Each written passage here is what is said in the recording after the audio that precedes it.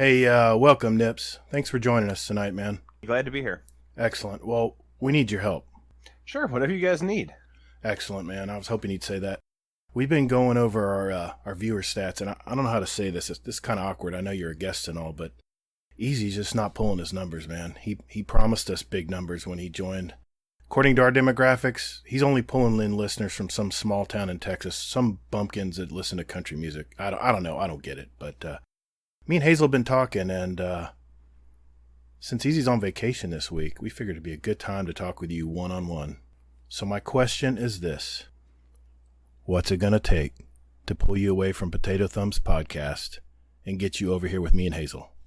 Ooh, I'd love to help, man, but I'm loyal to Fluffy. Well, Gator sent me feet pics to get me here, so what if I sent you feet pics? I'm intrigued, but I thought we were just doing a podcast tonight, so what the hell's going on here? Sorry, man, but we're kind of desperate. We need a big name to get our listener base into the stratosphere. What if I offer you free foot rubs for a year after the end of each show? Ooh, that is incredibly uncomfortable. I am sorry, but I'm going to pass. All right. First thing that comes to my mind, next year, airfare to GuardianCon. We got you. It's the same weekend as my beer fest. Guys, I think I'm going to need to just go. It's getting a little late. Damn it. We can't lose them, man. I didn't want to have to use this up, but final offer. 1 buy 1 get 1 free coupon to BurgerFi. Whoa, BurgerFi? I'm in. Yes! Suck it, Fluffy! I mean, done. Welcome to the show, Nips.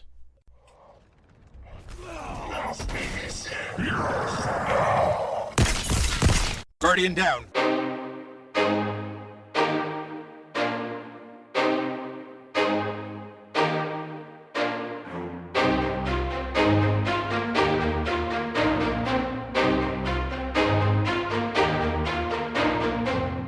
Hey, what's up, everybody? And welcome to episode 4 of Guardian Downcast.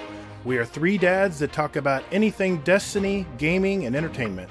I'm your host, The Gator, and I'm joined by one of my co-hosts tonight, Hazel. Easy is off on vacation this week, so how's it going, Hazel? Pretty good. How about you? Yeah, real good, man. Thanks for asking. I just wanted to give a shout out to Just Some Guardians podcast that myself and Hazel were on this week. Big thanks to Elmer Fudd for being a great host. Man, he made it so comfortable and easy for us to do it. I forgot I was even on a show. It was nice. So, yeah, I know. It was great sitting on his lap with you. It was great. I saw it. Just wanted to mention also that Mrs. Hazelnut mentioned that we forgot to ask Easy about how his week went last show. Sorry about that, Easy. We'll have to make sure you get a shot tonight. So we'll make sure you get your voice in, man. That's for sure. So to start things off, I wanted to introduce our guest tonight. He's known as one of the co-hosts of Potato Thumbs podcast, Admiral Nips. How you doing tonight, Nips? Hey, I heard you guys needed a hunter, so I figured I'd pop in. Oh, man. Oh, that's God. a low blow, man. Ah, jeez. Well, so just an overview of tonight's show.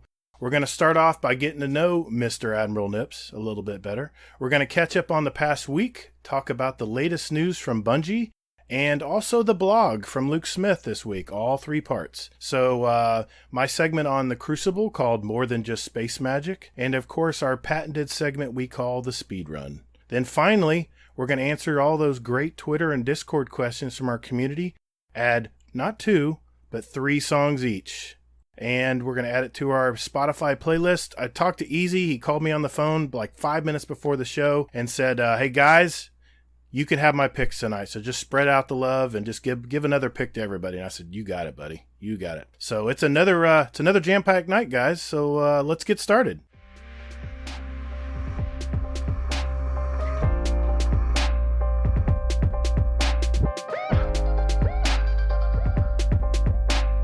All right. So Nips, tell us a little bit about yourself, man. Where are you from? Well, I am one half of Potato Thumbs podcast, as you mentioned before. Me and my co-host Fluffy Fingers MD. I am from Madison, Wisconsin. Lived in Wisconsin my whole life. Pretty much hate most of the world in terms of cities. If you live somewhere, I probably hate it. Okay. Sort of my shtick in the world. Work with computers all day and come home and sit on my Xbox. Nice. I don't know. It's a nice life. Nice, man. No family, really. No wife, no kids. Just a couple of pets, and I don't know. Very selfish with my time, which is fantastic for me. Dude. Not so great for everyone else. I think a lot of people envy you. Wow, that sounds fantastic. Sure. Yeah, definitely. Oh, Definitely. yeah, that's funny. Yeah, I was just like, wow, like that. I can't imagine what that would be like. So what got you into gaming?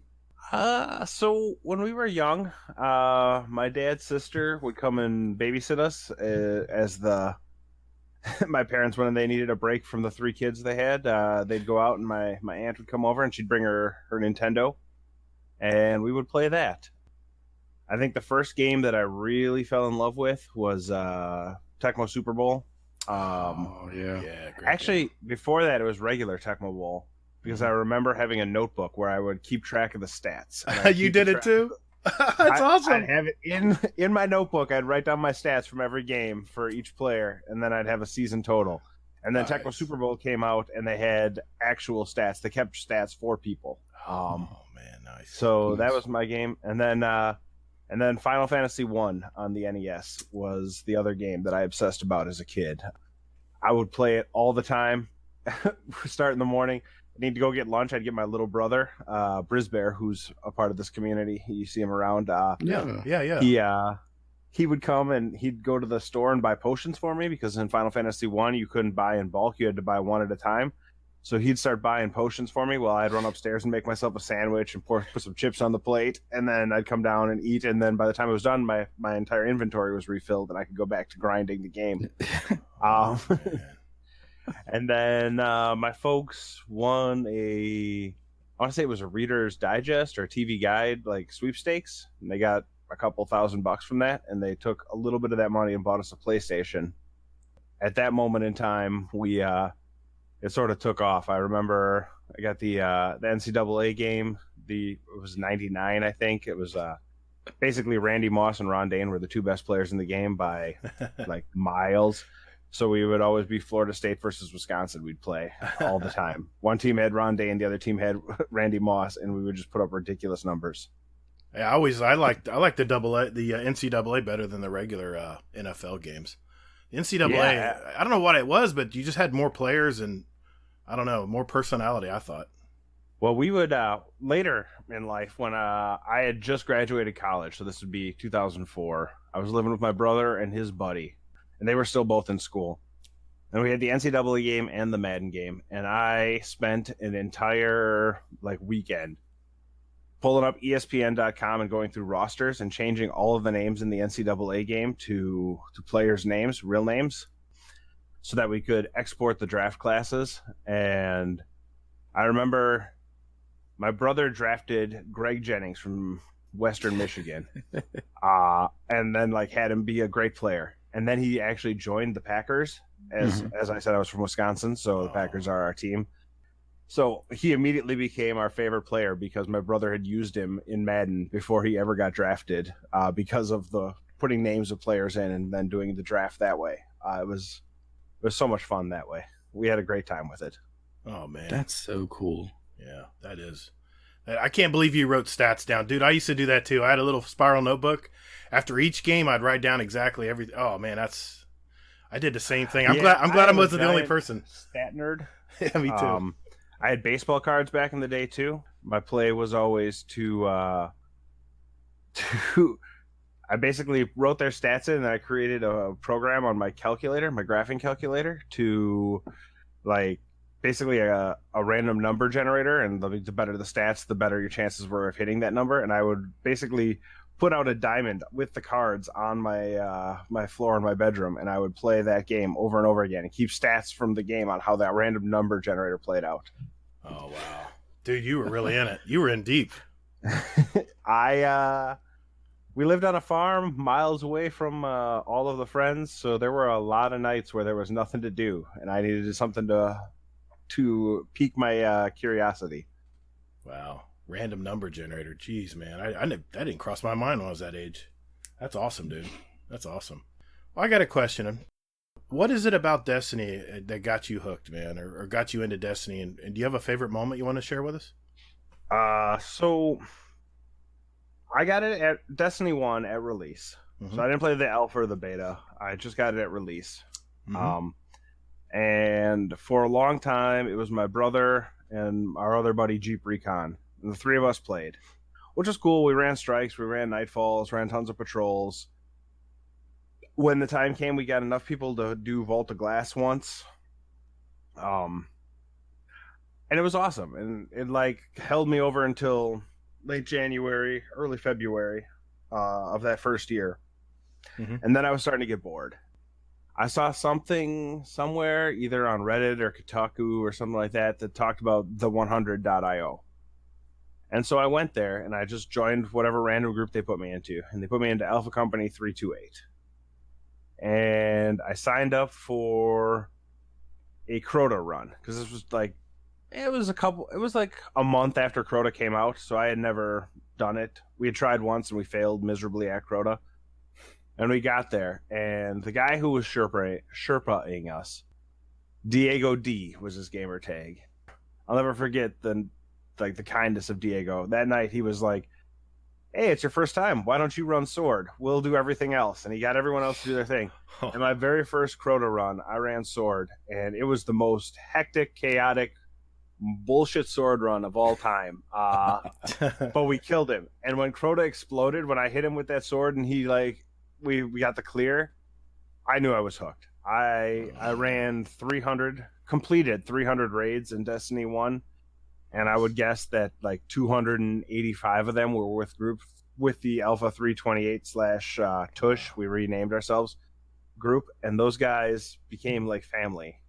Some of them have come to my house even. So it was like, once I found that community, I was hooked. The 100.io, they're still going strong today, aren't they? Yep, we still have our Tush clan people join in. It's there's been a lot of turnover in the last 4 years. A lot of people who were there from the beginning have moved on, but we keep getting new people in, and then like they get involved, they become active members, and they become like the new active group, and then us old folks are still around, and then we keep getting new people in, and I don't know, it's a lot of fun. It's just, it's a constant churn, but then there's a lot of the same old names there too that you get to see, and they've like become family on the friends list. You see them on, you just shoot them a message saying, "Hey, I'm in desperate need of a Nightfall. You want to help?" And they're like, "Yeah, sure, I'll hop in." Nice. That's the way to do it, man. Yep, that's awesome. So how did you find this community? So was it like some of the similar people or something like that, or another story? It's a sort of a long story. So in Tush, before we even had private matches in Destiny 1, we started a PvP league. We ended up doing the 3-2-1 search thing, and it's like 3 of 6 searching, and the other person's like 6 of 6. And so we had a PvP league where we were doing the manual matching. Like we found where everybody lived so we could get people to match up against each other. And then they introduced private matches, which was awesome. And so season 2 of the PvP League, a lot of people came in. One of those people were Fluffy Fingers MD. And he told me about a charity stream for stackup.org and that Dad Tales was doing. And I went in there and I donated, and my donation was like the high number for the stream. So they invited me on to episode 50 of their podcast. Wow. And that was my first taste of podcasting. And first taste of Dad Tales. Nice. So we did that, and then like 2 weeks later, Fluffy's like, "Man, I want to start a podcast. You want to join?" And I'm like, "What do I have to do?" And he's like, "You got to show up every Monday. I'll take care of the rest." Instantly, I was like, "Yeah, I'm in." I'm really lazy, but I also like talking. So that's awesome. And that was basically the start of Potato Thumbs. And then wow, because we were close with the Dad Tales people, we got to meet the Amp folks, we got to meet the Bads folks, we got to meet FUD and Just Some Guardians, and it grew from there. As we were trying to find guests each week, we kept like reaching into the community and grabbing people that we saw all the time on Discord or what we were playing. But it all started with Dad Tales. And as of today's date, how many episodes do you guys have now? We are at 108. I think 109 will be recording on Monday night. Well, what is that in time? I'm trying to do the calculations here. How long have you guys been doing it? 2 years and 5 weeks. 2 years, man. Wow. So we've been at it a little while.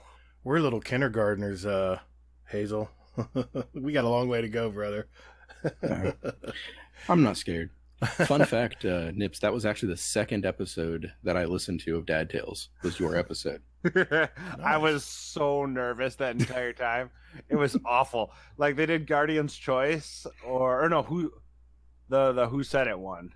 Or That's What He Said. And mine was like the tamest one by a mile. And they're like, oh yeah, that's definitely Nips. He doesn't know what we're doing here. He's never listened to the show before. And I'm like, oh God, I just got called out. And they were absolutely right. Oh my God. Oh geez. Well, let me ask you this: what is up with the gamer tag? I noticed you have Hambo in part of your gamer tag on Discord. Is that something to do with Xbox or? Yeah, Xbox found the term Admiral Nips offensive. Oh geez. It leads me to believe that it got banned when we were playing Modern Warfare 2. So my first gamer tag was Admiral Nips because my dog, who is now 14 years old, was a puppy at the time when I got my Xbox, and he would bite everyone, just like nip them on the arm and stuff like that, nip them on the leg. He was a herding dog, and he didn't know how to deal with it. So I was like, so we all called him Admiral Nips, and then when I got an Xbox, I'm like, that's a good gamer tag. So I did that. I'm left to believe that occasionally I might have gotten a little toxic while playing Modern Warfare 2. No. And somebody reported me, and I logged in one day and they're like, you can't play Xbox until you change your gamer tag. So I went to Hambo, 1982, because that's the year I was born, and Hambo was already taken. But the reason I took Hambo was because in 5th grade, my dad gave me a shirt, and it was a shirt that said Hambo on the top, and it had a pig dressed exactly like Rambo. Bandoliers, face paint and all that stuff. And we grew up on a pig farm, and that shirt was really big for me in 5th grade, and I wore it all the way to my sophomore year of high school before it finally fell apart because I wore it so much. Oh, man. And because I wore it so much, it became my nickname back in school. So I'm like, all right, well, that becomes the new gamer tag. Wow, man. See, so it's toast now, right? You couldn't save it? I actually, if you go back to my parents' house and really look at the door to my childhood bedroom, I have just the front of the shirt because the sleeves and the back are gone. But I kept the front of the shirt, and it's pinned up there on the front of on the door to my childhood bedroom. That is the Hambo awesome. Shirt. I wish I saved more stuff like that. That is awesome. So someday when I go back to my parents' house, I'll take a picture of it and put it on Discord. Yes, so you please can all see the shirt. Please do that. That'd be awesome. One more question: is it true? Is Fluffy he's kind of the weight loss poster boy in all the Discords? I got to hear it straight from you, man. Did he doctor those pics, or are those real? So, the amazing part is, he and I have lost the same amount of weight on this challenge thing. Nice. I mean, but he started from a much lower number, so it was much harder work. Yes. When you see pictures of Fluffy now compared to a year ago, it looks like he basically lost an entire human being. The amount of work he's put in and the discipline he's shown is amazing. It's like, so I thought I've done a good job, but I'm still driven to keep pushing because Fluffy did such an amazing job and how much work he put in. Yeah. I want to be an asshole to him because that's sort of my default position, but on this one, I got to tip my hat to him. I mean, he committed to it and is just killing it. Funny thing, my wife has done everything she can to get me to get healthy. And it took this contest, this quarterly contest, for me to really get going. I think I've lost 11 pounds this time around. That's pretty damn there. Good since we're only 5 weeks into it. Well, I think we got 2 weeks left. I think it was an 7 or 8. Something Yeah, like 3 weeks. Yeah. So I've been really, I feel like if I don't do it right, I'm letting everybody down. And last contest, I kind of flaked off, and I said, you know what? Either do it or don't. It's just kind of the way I thought. It takes time. Yeah. The thing that got it started was Dad Tales did the Biggest Loser competition. Oh, okay. And both Fluffy and I lost a ton of weight in that thing. Right. And then we both put it all back on and then some. Wow. Yeah. And then we started our first one in like November.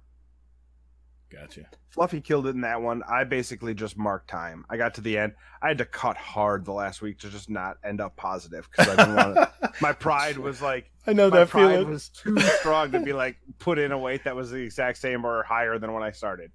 But I really, but it clicked for me, and I feel like that's the thing that's worked for people since then too. Yeah. Is like the first one they join, it doesn't necessarily work for them, but then something in that one, when they realize that the way they're doing it isn't going to get them the results, it clicks, and then the next one they kill it. Like Nice. Jay, aka Gear Dad, Yes. his first one was sort of like, whatever, and then he realized he had to do something different, and the last competition we had, he murdered it, and this time he's murdering it. It's just like, and who's it? Safety Czar this time is killing it. Yeah, he's just like 15 pounds. ripping up his body, and it's fantastic to watch. Yeah, it's crazy. And it's just such a giant motivation for everybody else. Yeah, one then you person got can drive the rest. It's really nice, man. Yeah, it's great. And then you have the Trogs and Snatching Pandas of the world who are there to give you advice because they are, I don't want to say professional, but like Panda did weightlifting competitions, and Trog's like a scientist when it comes to this stuff. So you have these resources here that you can actually ask questions to, whereas, you can watch videos on the internet and read articles, but to get that actual back and forth with them, it's hard. But we have these people in our community who will help, and it is... I've lost 55 pounds since the beginning of the year. I've dropped 14% body fat, and this competition is the thing that drives me. That's awesome, dude. That's awesome. Congratulations. Ran into people who I haven't seen for 2 years this week, and they didn't even recognize me at first. It was fantastic. Really? Dude, that's awesome. Before we go, Hazel, you have any follow-up questions? Anything else you need to ask? I was going to ask him one question about Tecmo Bowl, like who was his team, but then I figured it was probably Green Bay. No. Yeah. God, what? I'd play them once in a while, but I also liked winning, so it was San Francisco or Buffalo for Tecmo Super Bowl. Nice. You could just run up goofy numbers with both of those teams. Yeah, it's like once you find the players and you find all the glitches in the game, it became just routine what you would do to win. It was pretty nice. But yeah, that's awesome. Well, hey man, I appreciate you joining us tonight. Appreciate the conversations. You want to stick around with us? I don't have anything else to do tonight. Awesome. You guys are stuck with me. Dude. You need a hunter in this group, otherwise you guys are gonna get out of control. I don't know. I think Easy's in the chat somewhere. He's been muted for a while, but we'll have to look. Let's just wait and see, I guess. So I can't wait to hear about his week. yeah, exactly. Yeah. So yeah. Well, thanks, man. I appreciate it. Status report. Exodus Black. Superstructure integrity, 17%. Data store integrity, 38%. Power core integrity, 89%. Failsafe AI core protocol integrity, and status report. Okay, we're gonna move on now and talk about what we've been watching this week. Nip, since you're our featured guest, why don't you start us off? So I have watched literally zero TV this week, but I have been watching on YouTube. I've been following Eddie Hall and Brian Shaw, who are two of the world's strongest men. They've got each of them have their own YouTube channel, and so I've been watching their videos lately and been trying to pick up hints for when I go to the gym on that. And it's, while the numbers they're lifting is ridiculous, it's been pretty helpful for form and how to structure a workout. Nice. Very cool, man. Very cool. As I mentioned, I have that AMC Stubs A-list, and I get to see free movies every week for a fixed rate every month. And I saw 2 movies this week. The first movie I saw was called The Farewell. It was directed by Lulu Wang.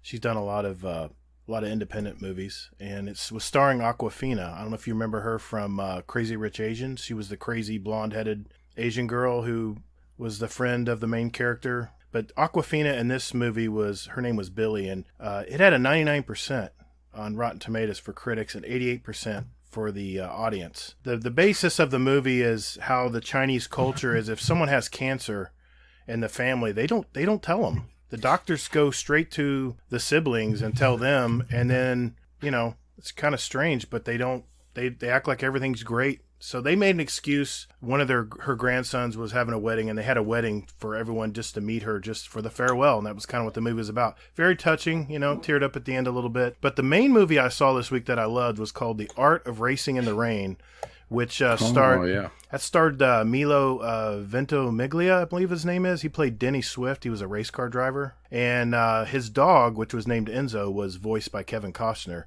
This got a 44% critic review on Rotten Tomatoes, but the audience loved it at 96%. And dude, I got to tell you, this movie really touched me. It was I'm a dog guy, so it kind of hit me, in the heart real easy. I don't know. It was really good. I don't think 44% was accurate on that one. Very touching movie, and especially toward the end, it's a real gut puncher. But definitely want to see that one. Of those two movies, definitely want to see Art of Racing in the Rain. Very good movie. Very good. So I'm going to throw it to you, Hazel. Well, actually, I read that book, The Art of Racing in the Rain. My wife did too. And yeah, it was pretty good. I dug it. For me, I finished up The Boys.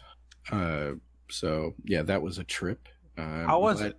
It was good. I'm kind of on the fence with one character, but I really liked it though. It didn't turn me away to the point where I'm like, no, I'm not going to watch season 2. But it's great to see like them already shooting season 2, and then I've seen like 2 pictures. Like one of them is like the main characters except for Carl Urban, and they're all covered in blood. And then Carl Urban posted a picture where he's all covered in blood too. So I have no idea what in the hell happens, I guess, in the first like 10 minutes. But apparently it's going to be blood soaked. I forgot to mention that. I'm on episode 4 and because of your recommendation, Hazel. And holy crap, that movie's an eye opener, man. What were you going to say, Nips? Yeah. I need to catch it because I know that come later in the fall, I'm not going to have time to watch anything other than His Dark Materials and The Witcher, because they're both coming out later this fall. That's right. So I need to get The Boys done before that. Yeah. Is His Dark Materials coming out this year? I thought that was next year. I thought it was late this year, but it might be next year. They've released 2 trailers for it already. Yeah, it looks phenomenal. Oh God, I went and reread the books this past week because I love the books. They're probably my favorite childhood books that aren't childhood kind of things. Yeah, well, they do work with some pretty deep subject matter, but they're still great. I read like all 3 of the books in 2 days. I just ignored my family when we were on vacation. Like, you guys go out there, I'm going to keep reading, and I just read them all. Oh wow. That's awesome. Yeah, I need to go back and I read the first 2 books, and then for some reason I just couldn't find the third one. So yeah, I'm gonna reread them, I think. I would recommend it before the show comes out because it looks great. To be fair, the movie looked great back in the day, and they completely ruined it. And it is the biggest disappointment in my movie watching career was how bad the Golden Compass was. Yeah. I did love though that like the bear fight at the end of the movie. Spoiler it's amazing. Alert. Like lots of stuff in that movie were great. The casting was amazing. Mm-hmm. Like Sam Elliott as the balloon pilot was fantastic. I don't know if Lin-Manuel Miranda is going to be able to live up to the Sam Elliott level, but they screwed up the plot so badly that I walked out of that movie just shaking in anger. My sister's like, "What? It wasn't that bad." I'm like, "You didn't read the books. You don't know how awful it was." Yeah. That bear fight though at the end though. That was awesome. That made it like an easy, 3 or 4 out of 10. So besides that, I also have been reading what the hell is it? By James S.A. Corey, The Expanse series. They made that into a TV show, and Laz mentioned it to me that he's been watching it. I guess season 4 is coming out. I think is that on Netflix? No, Amazon. Actually. I've seen it. I've seen it. I've never watched it. It's on my. It's even in my list. I just haven't opened it up. So it's good, huh?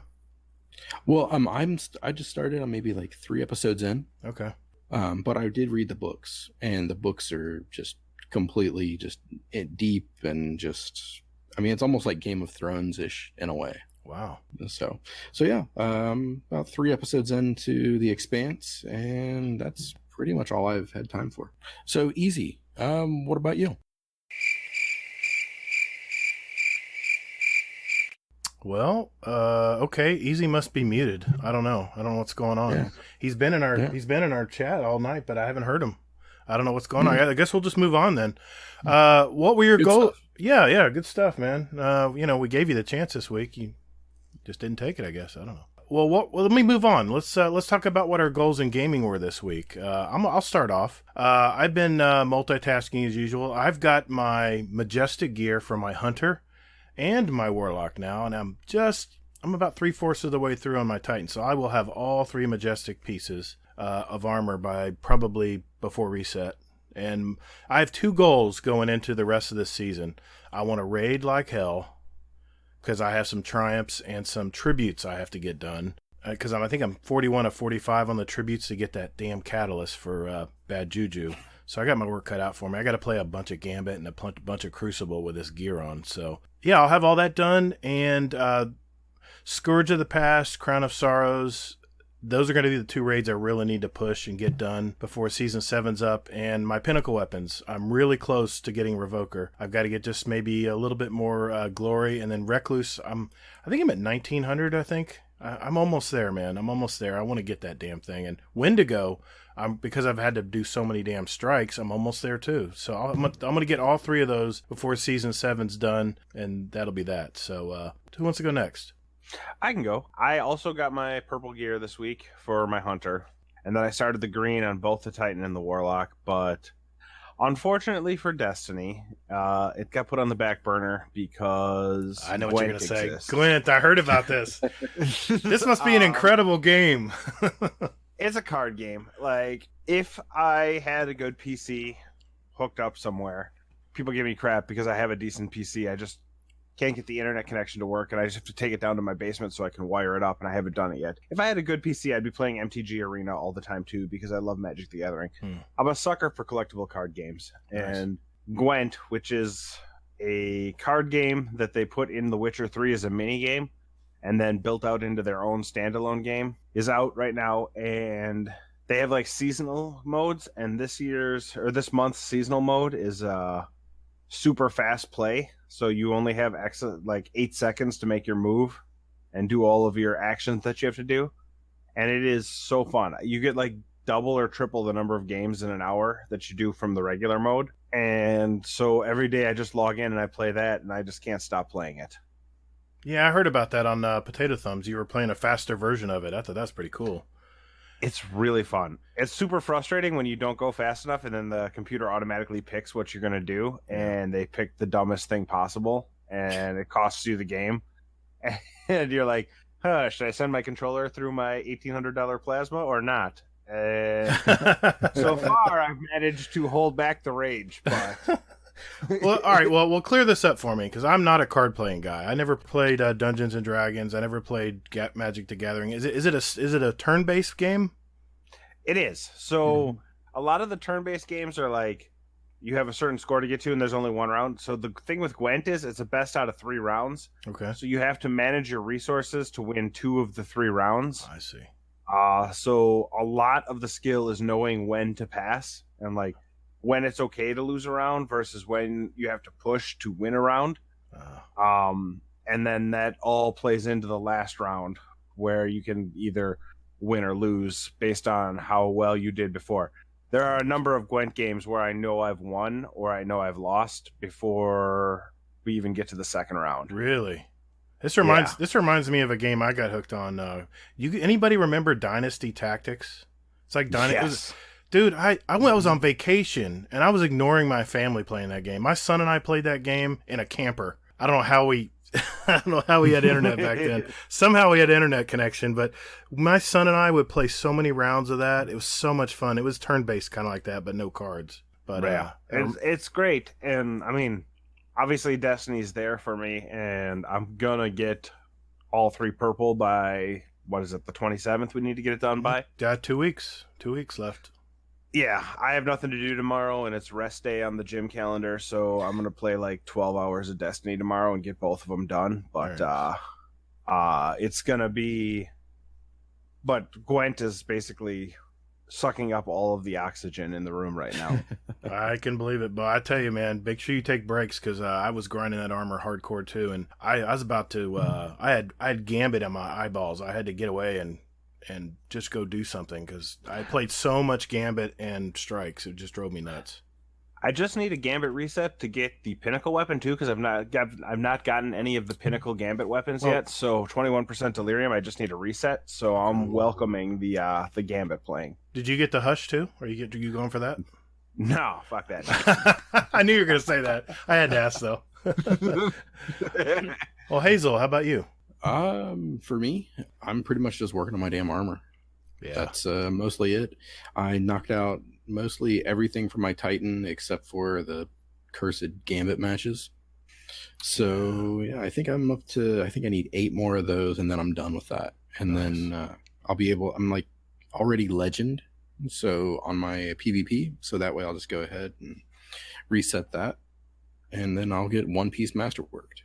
Yeah, it's really nice when you get your Majestic gear. It's like boom, because I reset already in Crucible, it immediately boom just masterworked my I think it was my legs. My legs were instantly masterworked as soon as I got the Majestic gear.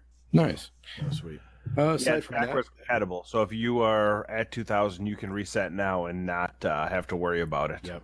Yeah, I was worried about that part. I was worried about that part because I was like, oh man, do I? They were talking about having to edge everything, and then when you got your Majestic, then go play. Because I was avoiding Crucible because I didn't want to push over. But then I finally, that one weekend, I think it was Iron Banner weekend, I accidentally went over, and I was like, screw it, reset it.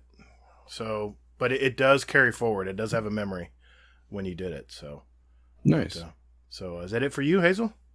Aside from that, just like you, I'm about 1,000 glory away from the Revoker and the Recluse. Yeah. And aside from that, just the Wendigo is like the bane of my existence, because for some reason I hate doing strikes. I do too, man. I don't know what it is. I used to love strikes. Sepix Prime was my first strike I ever did in Destiny 1, and I loved it. But now I just can't get motivated to do strikes. Maybe it's because they just don't give us enough strikes to do. Maybe they're just all the same strikes all the time. I don't understand why, but I don't know. I don't get it. But all right, well, cool. Am I forgetting anything? Oh, easy. Sorry, easy. What are your goals been this week in gaming, man? Great. That was awesome. Did you hear that? Yeah. Oh, yeah. Yeah, great. That sounds good, man. Awesome. So, kick ass, man. You guys have such a great rapport. I love just hanging out here and listening to you chat. Thanks, man. That's great. All right. Well, I'll tell you what. Let's keep the show moving along. Let's move on to our next segment, This Week at Bungie.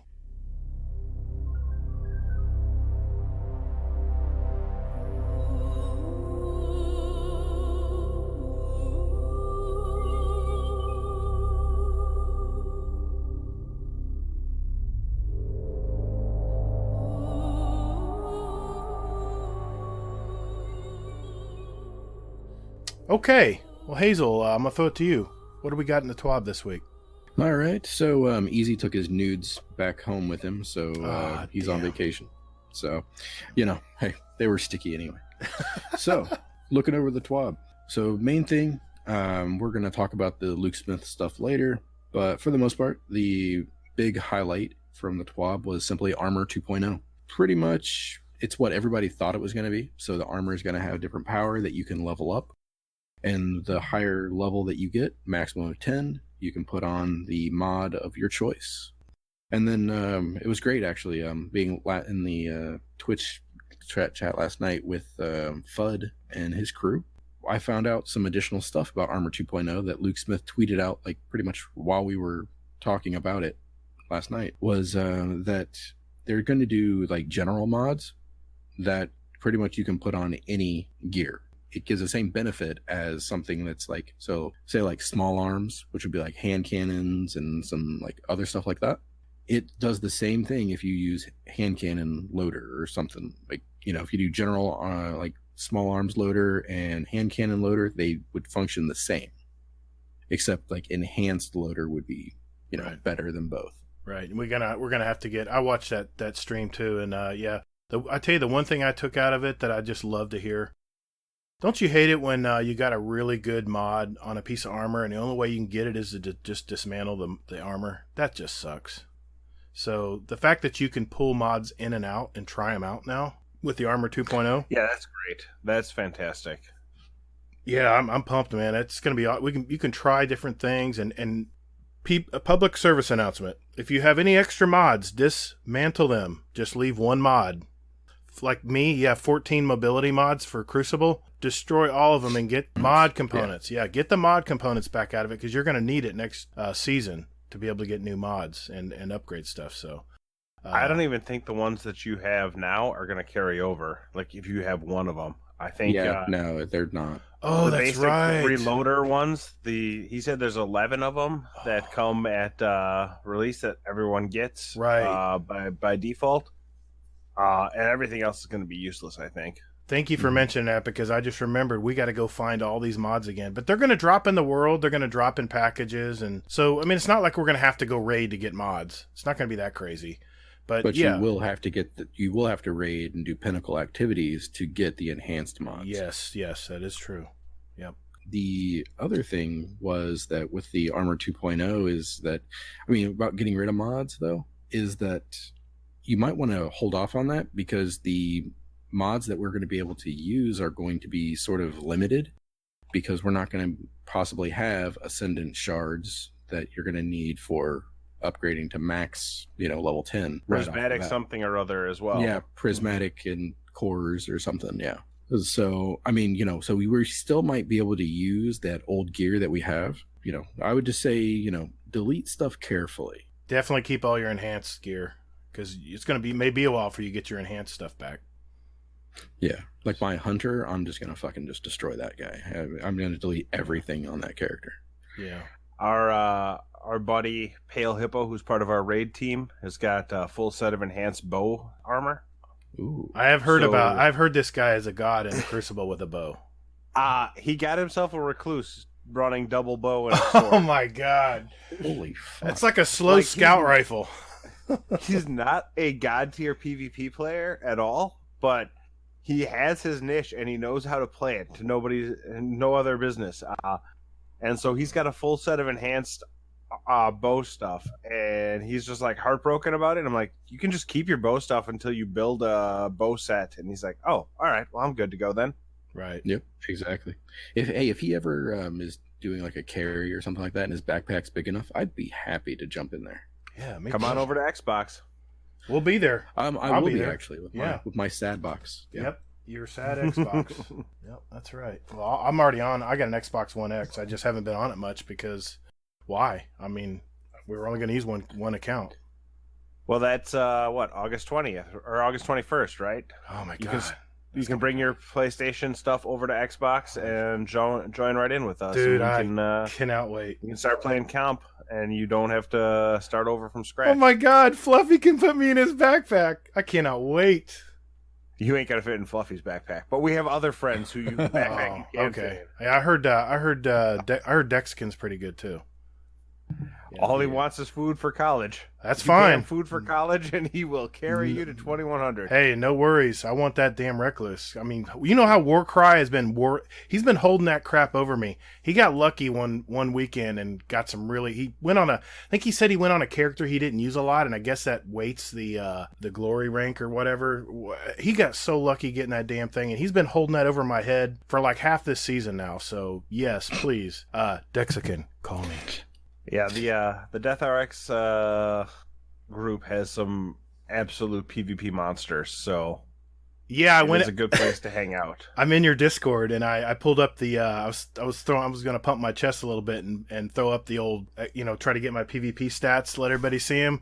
And I was like toward the bottom. I was like, oh crap, these guys are like, really good. You're at 1.6 or something like that. Yeah, 1.6, 2.21, I think. So basically at a 1.6 KD, you are not even in the top 10 in the Death RX Discord, and it's just like heartbreaking for people. It's like, what are you doing? It is, man. I'm like, oh man, my ego just went. I'm not even at 1, so don't feel too bad. Yeah, I was gonna say I'm going into the Death RX one right now just so I can see how shitty I am compared to everybody else. I want to see if I'm last. Oh my god, it won't be, but it's disheartening, man. I was in there going, oh yeah, let's see what everybody's got here. Let's see here. Let's see if the old guy can push these young guys around. I'm like, oh shit, These guys mean business, man. Holy moly. But yeah, I'm super excited for the 21st because there's a lot of people who, I mean, there's going to be a bunch of people who go to PC. We're going to lose some friends who choose frames over friends. But I can't really blame them because I've played on a PC before when I went to Fluffy's house, and the game is completely different and amazing on PC. It is amazing. So I can't hold it against them. I got a mid-level gaming PC, and I can play 60 frames at 1440p, I think. It's just so gorgeous. Everything looks so different, and the field of view is at 110. It's maxed out. So your peripheral vision is so much better. It's not like looking through a tube versus It basically console. feels like you're playing the game at 2x speed. Oh, it's because awesome. of the field of vision stuff. Well, think of it this way. Think of going and jumping in and playing Call of Duty at 60 frames per second, but it's Destiny. That's the way it feels for me. I would say there's a 50% chance I will stop being lazy and actually get my computer up and running so that I can play on PC.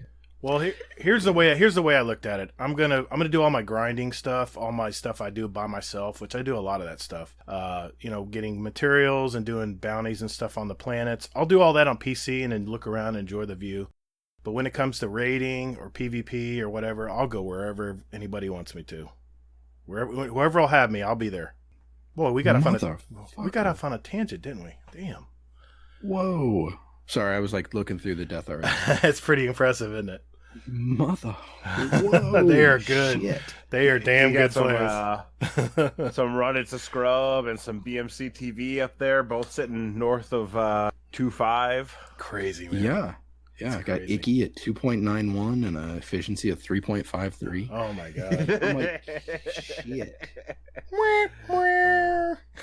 Yeah, it's a lot of fun because we have a PvP league and all those guys end up playing and I just get dunked on repeatedly. Well, I expressed some interest in that now that once crossplay is going to be in effect soon. I don't know if there's room, but I would love to try it. I mean, even if there's absolutely room. This is our 8th season, and basically it's just we're gonna have games every week. Show up, play some doubles, and is it head to head? Is it head to head doubles in a private match, or how's it work? Yep, it's private matches, doubles. We're gonna have like a tournament each night, basically, where it's like a modified Swiss matchup. So you play people with the same record as you have, and it'll be a lot of fun. We'll play, and it'll get us to Shadowkeep. All right, sounds good, man. I'm in. So definitely, and starting next week, it'll be really easy to get people who have never played before to jump in and play. Oh yeah, I can't wait. And how do you team up? Is it random or how's that work? You can pick a partner if you have one, and if you don't have one, you can just show up and we'll match you up with somebody else who doesn't have one. So where all the scores are going to be kept individually. There's going to be a couple of PC nights. Fluffy's organized a bunch of PC nights. The playoffs are going to be on Xbox, but we're going to let people do scoring on PC as well. So it's basically just show up when you can show up. Play for a couple hours, have fun, get some points, and then move on with life. And then basically we're giving away a T-shirt for whoever has the best clip. Oh, nice. And then there's going to be a second T-shirt for whoever clips the best clip on Dex. So if your best clip is a clip that involves clipping on Dex, then you can get 2 shirts. That's awesome, man. Hey, I got looking at my Xbox over here. I'm about to blow the dust off of it. All right, so I've completely let us down a tangent. We should sorry. And the Luke Smith Absolutely. stuff. Go ahead, Hazel. Oh, yeah. No. Yeah, that's all for the TWAB. Okay, well, you know what? Here's what I'll do. I'll start off with the notes I've taken on part 1 and part 2, and I'll just skim over it quickly because I talked about it a lot on Just Some Guardians last night, and part 3 is really what I think we all want to talk about, right? So yeah, we all knew that the Gambit one was a shit show. So even Luke Smith acknowledged it in not so crass terms, but still. And he used a Highlander term. There can only be one, so there's only going to be one Gambit. I'm guessing it's going to be Gambit Prime. I don't know. We'll see, I guess. I hope so, because I love Gambit Prime. I do too. Regular Gambit. I do too. Regular Gambit is like playing in slow motion. And, you're either going to win or you're not. And when I'm doing my Gambit matches for my Solstice armor, I'm running Gambit Prime every time, unless I need to do like a one Gambit, regular Gambit game to get my challenge for the week done. But then I'll immediately go right over to Prime. The flip side is if you can get to round 3 of Gambit, Shards of Galanor on a Hunter, where you have infinite supers. Oh, I know it well. Is super fun.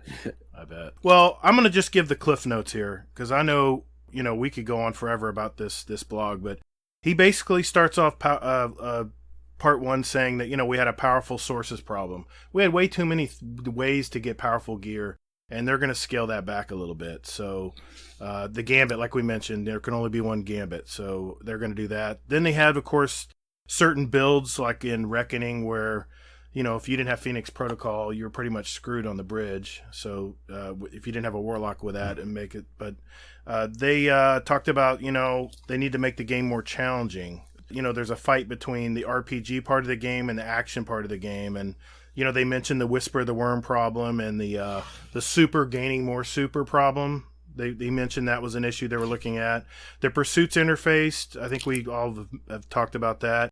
Eververse, how it's evolving. They mentioned how the Whisper of the Worm ornaments fully funded the dev cost to make the zero hour.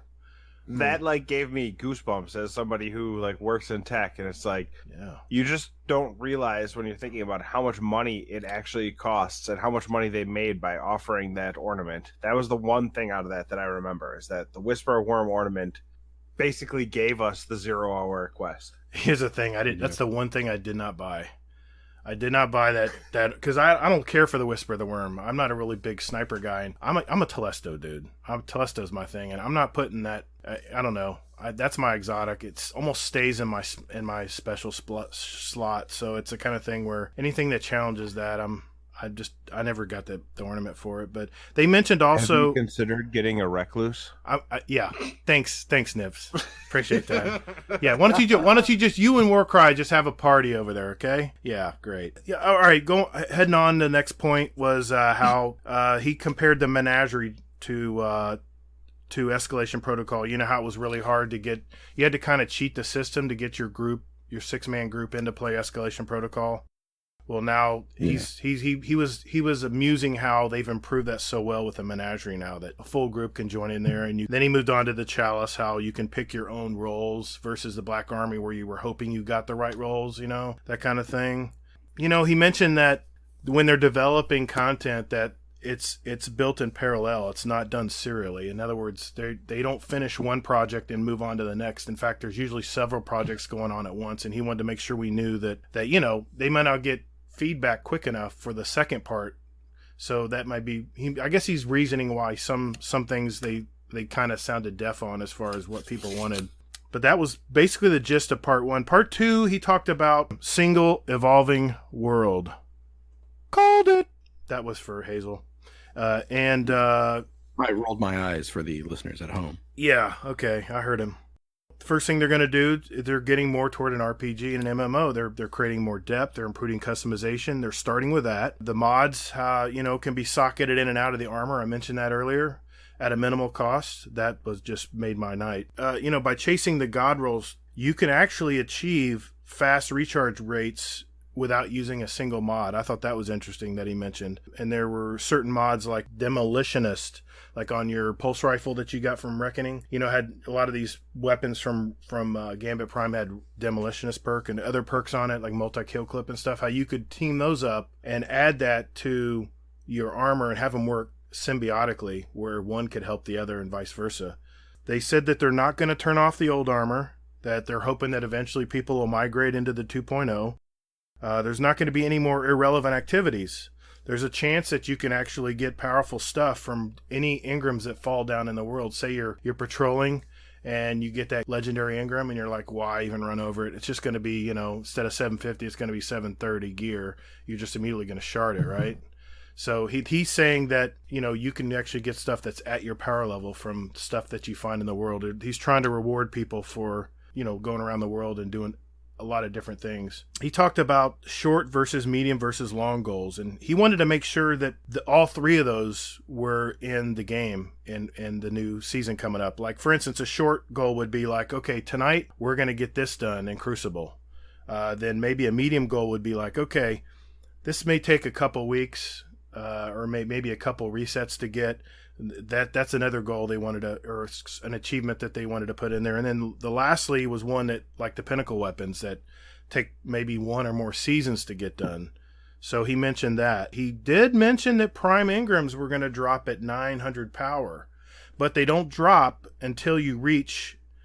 You don't get any. Start dropping at 900. Start dropping at 900. Once you get to 900, they start dropping. Exactly right. That's what I was going to mention. The new light said everything is going to be brought up to a floor of 750. So if you got anything in your vault, whether it be armor or weapons, it's all going to be 750 instantly as soon as the new patch comes in for the new season. So don't spend any more materials, bringing stuff up to 750 like I have. Don't do it. Don't do it. Start building up your reservoir. Yes, start building this stuff up now. So that's a key there for Drafty is go back to the forge.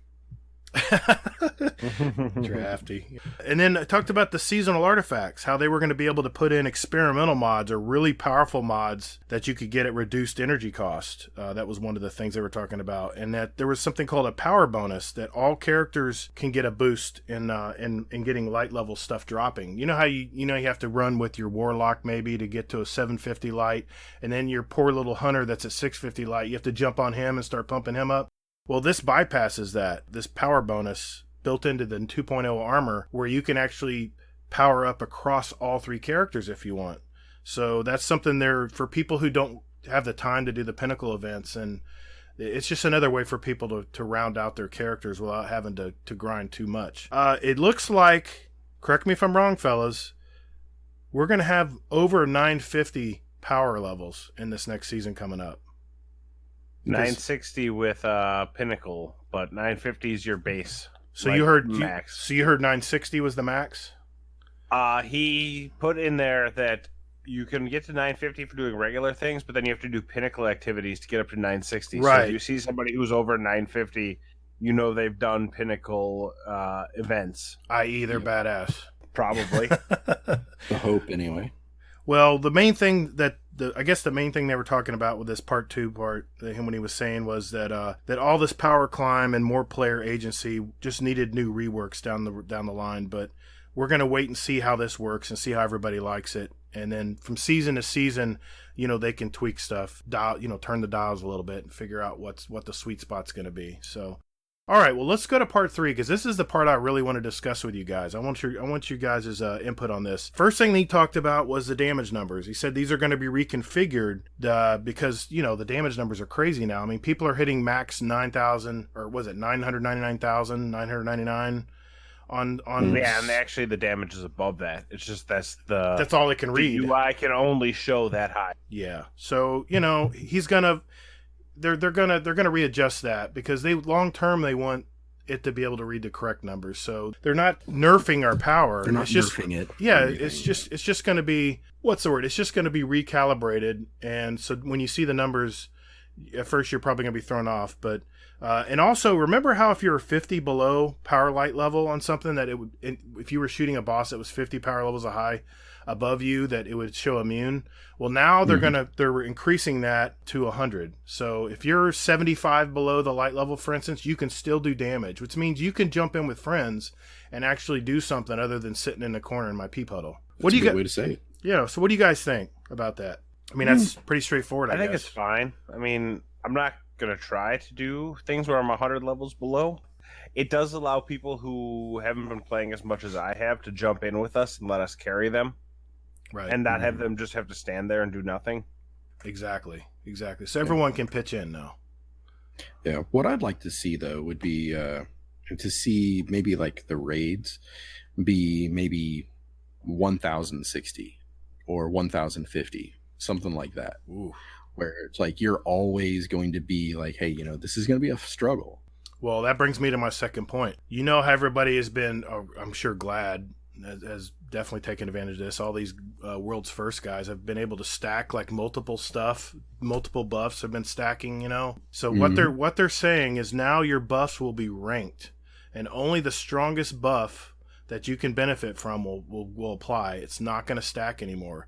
Say you're sitting in the Well of Radiance. If you have something, say you have a Titan buff that's stronger than the Well of Radiance has given you, then you're not going to get a buff from their Well of Radiance. You're going to get a buff from what you are bringing to the table. What do you guys think of that? I think it's okay. I think that it's true that the stacking, like, you drop a well and then somebody hits them with a tractor cannon, and then all the other stuff stacks up. The universal stuff stacks up, makes it kind of easy to kill stuff. So I'm all right with it, like, you having to know what the high part is. And the stuff, the individual gun stuff, doesn't come into that, so you can still stack that. So maybe you leave a couple of ads up so you can get a kill clip or a rampage, and then get your buff when you're melting a boss.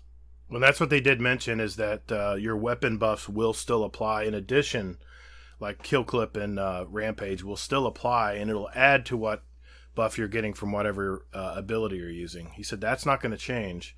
But when it comes to melting the boss in like 3 seconds, I like this. I don't think people realize how big this is, because melting bosses is not going to be as easy anymore. Everyone's going to have to kind of do their part now. It's going to be more team-based. Well, also what it's going to do is it's going to basically not pigeonhole like not hunters, but like warlocks into doing well, or titans just doing weapons of light. Basically, it's going to be, hey, we just need one, so the other 5 people can do something else. Exactly. Everyone kind of brings their own strength to the raid or whatever it may be, So it's going to open it up for everybody. Well, he did say, yeah, I think it's going to be fun. Yeah, I think so. And I don't think people are going to be able to walk over bosses anymore. I like that, man. I miss the days. Raiding in Destiny 1 was so... I mean, when I raided in the Vault of Glass, for instance, I was always worried about letting my team down and dying. But now it seems like that fear's not there when I do raids. It's like, we're all just sitting in one area and we're never going to die. Everything is so strong. We're so overpowered. Now I think we're going to get that feeling back again. Where, we can die. I have yet to beat Last Wish legitimately. I have like 13 clears or something like that. Mm-hmm. And it's always been just one phase. The Riven Cheese? Yep. Yeah, I got you. So, I'm with you, man. I mean, it'll be nice to have to learn to the encounters, but right now I don't have to, so I haven't. Yeah, what I'm hoping for is that they bring back like heroic mode, where they kind of teach you like another way to beat, like a new mechanic that maybe you didn't know, like how what was it, like the bombs for Oryx. Yeah. How that was an easier way to do it instead of the cheese. Well, it's not even cheese. It was just, was there even a cheese for Oryx? I don't think so. The no night strategy. Yeah. Oh, yeah. Yep. I remember that one. Yep. Yeah, but it was almost damn easier just to, run, 16 bombs? Yeah. Yep. Yeah, you could stack. You could stack the bombs up several times and not do damage. Yeah. Well, that was challenge mode, so yes, it was you just didn't have to go into the Ascendant realm. Right. So I just hope they bring that back. Like an easier way to do the Last Wish encounter at the end. Something like that, because that's the thing that actually kind of won me over with Destiny, was how there was like another secret way to beat the boss that was easier almost. Right. Well, they said that the debuffs were going to be reconfigured the same way, that it would not stack. Yep. And weapon debuffs are still going to be in play as well. So the next thing he talked about was how quickly we get supers. It's way too fast how quickly we get them back. With between all the orbs from masterwork weapons, and God knows about the the roaming titans that come back in your spawn and kill you twice after you've already respawned from the first time they killed you in PvP. They're welcome.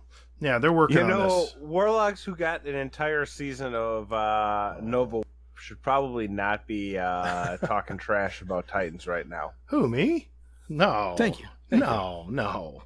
No, he's a Nova Bomb bastard like that. Yes, I am. Well, Nova Bomb's fine because it's a one and done. Exactly. Nova Warp was broken for like 3 months. Yeah, I remember that. It's yeah. I mean the what's the blades? The void blades on the hunter right now.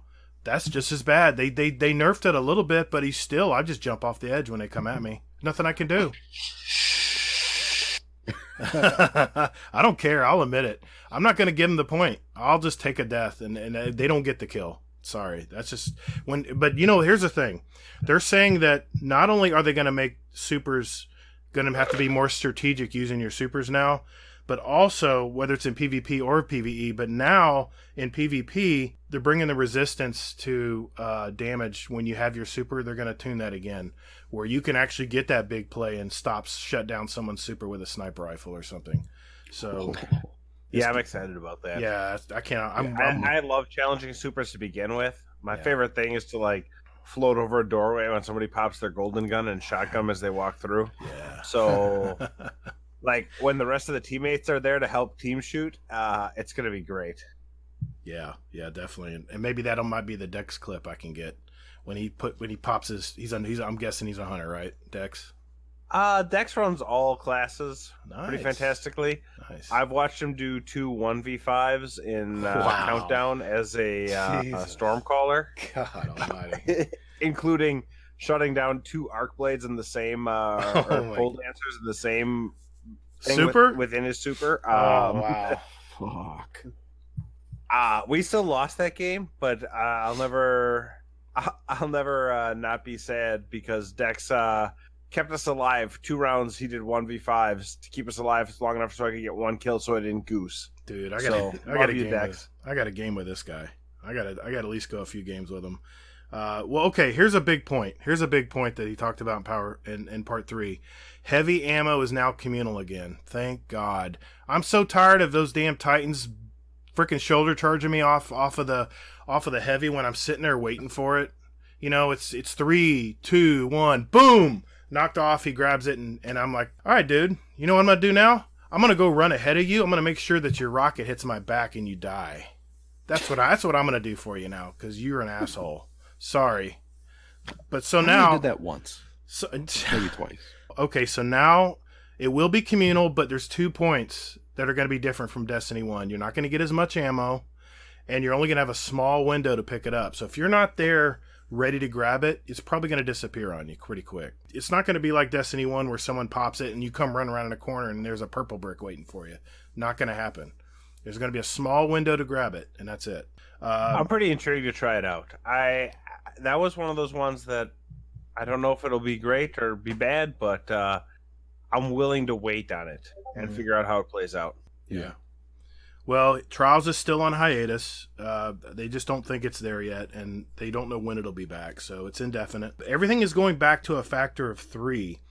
There's not going to be any more quick play versus competitive playlists. They're going to have now what they call a classic 6v6 mix, which will have, you know, your basic game types like Control, and they're bringing Supremacy back, I believe, and Clash. And that's going to be more connection-based, you know, more for the casual fun players. They're going to have their own Control permanent playlist. Thank God. I've been waiting for this for so long because I love to play Control. 3v3 Survival is coming back, kind of like Trials and Destiny 1. And they're going to have a solo queue survival for Glory. These are both for Glory, by the way. So I am pumped, man. They're going to have a solo queue finally for Glory games. I'm really waiting for that. That's what I'm really looking forward to the best. And then they're going to have a 6v6 weekly rotator and a 4v4, I should say, weekly rotator for, I think this is more built for like your crazy game types like Mayhem. What do you guys think of all this? That's a lot of information. I'm not even a PvP guy, but I'm excited for all this shit because this is the type of stuff that's going to get me back into PvP, and I may even forsake PvE for all this. Yeah. It gives you a chance to like pick what you like. The fact that there's so many options and you can go through them, and then the Crucible Labs, the 3v3 Elam with literally my 2 favorite D1 maps coming back. Yep, exactly. I'm just gonna go. I mean, Rusted Lands should be back eventually too, but I hope so. Widow's Court and Twilight Gap are my 2 favorite PvP maps from D1, so I'm super excited to be able to play that too. Yep. And so you can just pick, and if you're not feeling one, you can go to another and not feel bad about it. Yeah, I love that part. I think they were having one with revive tokens and one without. They did stuff they were going to do. I think they were just kind of tweaking everything to see what everybody likes, what's going to work in the Crucible Lab. So they're bringing that back. That's good. They are going to be reworking the comp skill matchmaking. In other words, the Glory matchmaking. You know how you have those nights where you're just so unlucky, you're just getting stomped every game. they're somehow in their algorithm, they're going to have it where you have good games and you have bad games, or you may get lucky and have a lot of good games. It's going to be more, I guess, more variation, I guess, is the key thing he talked about. You're going to have more variation in games, and you're not going to have, the same games where you're just getting stomped every game. What do you guys think of that? That's my life. That's my life right there. Plus, I think he said that it's gonna, like, if you, based on your rank, if you beat a good team, your glory is gonna go up more, Right. and if you lose to a bad team, your glory is gonna drop more. So it's not gonna hurt your streak as much when you lose to a team that's gonna stomp. So you can have those ones where you look up their ranks and you're like, oh god, these guys are good, and then you beat them and you feel fucking great, and your numbers go way up. And that's one of those things that I remember from Trials, is like, you look at a team and like, these guys are fucking great, and then you beat them and your ELO just jumps through the roof. Yeah. And I'm super excited about that coming back. That's gonna be really nice. And he said that the points you lose, they're gonna minimize that even more, which I love that, because I play a lot of solo comp, and there's nothing like an AFK guy sitting in the back and you're already down a guy, and it's so frustrating to see that stuff happen. Or a guy who just doesn't know what the hell he's doing, and you're trying to support him when you're playing comp, but he just had, there's no communication. So you're trying to adapt to your team. And I've had some PvP sections that I've talked about in previous episodes talking about being a better blueberry and stuff. But so I'm pumped, man. I'm pumped about that. Two more things left that I wrote down about the part 3 was, it's going to be an evolving world, in that when I say that, every season is going to push a narrative that spills over into the next season. That is going to be so awesome. The story is going to actually carry on. So, he says, we're going to have a problem on the moon. He doesn't want to have any spoilers. But what's going to happen is we're going to settle that. We're going to fix that. But something else is going to be brewing, and it's going to spill over into the next season. What do you guys think of that? Well, our good friend Easy had some opinions on this, right? Easy, tell us about it. Oh, You're right. Sorry, Easy. Damn, I forgot he was still in chat. Yeah, Easy, what do you think, man? That's a really good thought. I didn't think of that. Yeah, good point. Damn. Man, that's why we keep you agree. around, I think. But there is also a line that says the stuff that you have in this, because he says that once one thing ends, things are going to go away, and then you can't actually access that anymore because of the powerful stuff we talked about earlier. Yep. But he also says that you're going to have an opportunity to get that gear later. Right. So Yeah, the gear isn't gone, but the story continues going forward. Yeah, that which was my... I think is Yep. super fun. Like, I don't need to go back to the Dreaming City for a couple of seasons. I've spent so much time in the Dreaming City doing Dreaming City stuff. I know, man. I'm getting tired of it too. I still have so many triumphs to do on that damn planet, but I don't know. It's a lot of it requires raids, and it's just hard to get raid teams together. But I'm hoping that's going to change come the 21st. Come to Xbox. I'm coming, man. I'm coming. Believe me, I'm going to be there. I can't wait. I want to. I'm going to play with Gear Dad. I bet he's a blast to game with. He's really fun. For a short man, he is a really good gamer. I didn't say that. You said that. I'm not getting in the middle of that argument, man. No way. I'm staying away with that. This is the last week we can beat that horse to death, and then next week we're not going to make any more short jokes. We're done with it. Okay. Aw. Fair enough. Is that a spoiler? Yes, yeah. Well, Spoiler alert. The short jokes are done for Jay for a couple of weeks. he's a good Months. guy. He's a good guy, man. He's Absolutely fantastic. He's a class guy. Maybe we can pick them up. Maybe we can pick those up and start doing some short jokes just to, keep them humble. No, man. No way, dude. I have too much respect for the guy. I'm not doing it. You can do it. Go ahead. You can take all the hate mail. I have no problem with that.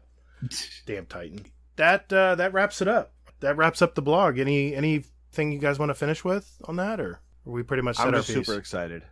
I'm all about it. Yeah, I'm the PvP changes for me really perked my ears up. That's what really got me excited. Just the solo queue. Same here, guys. PvP, I'm looking forward to playing on Xbox and just seeing where it goes. Damn, I'm just getting giddy thinking about it. It's going to be so much fun. I'm going to go, who's this Gator dude? Never seen this guy in Xbox before. Who's this guy? Only 1 minute left. Okay, It is that time again, boys and girls. It is time for the speed run. We have a database of 66 randomly asked questions, and our guest has 60 seconds to answer as many as he can.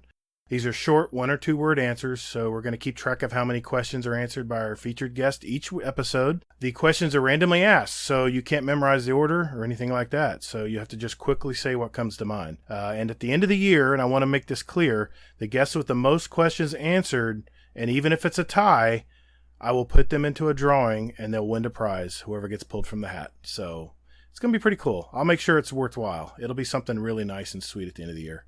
So tonight, I'm going to ask the questions, and usually Easy is our timekeeper, but he hasn't been talking in chat all night. So I don't know if his connection's just shit. I don't know what's going on over here, but I'm looking at it. I see him right in here in the chat, but he won't answer. Did we piss him off from last week? That must be what's going on. It's amateur bullshit is what It is amateur Watching bullshit. the Cowboys game. Yeah, that's probably what it is. So tonight, I'm going to ask the questions. Hazel, you got the important job of counting how many he gets correct, and then also be our timekeeper. So you up for that, man? Sure. You got that time clock in front of you?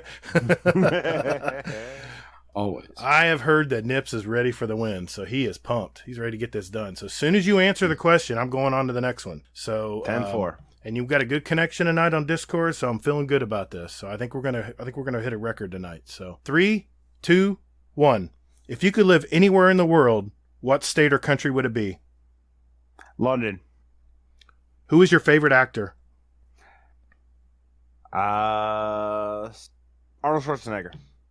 What is your favorite Destiny 2 subclass? Arc Strider.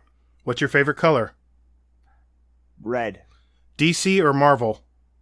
Marvel. Void, Solar, or Arc? Void.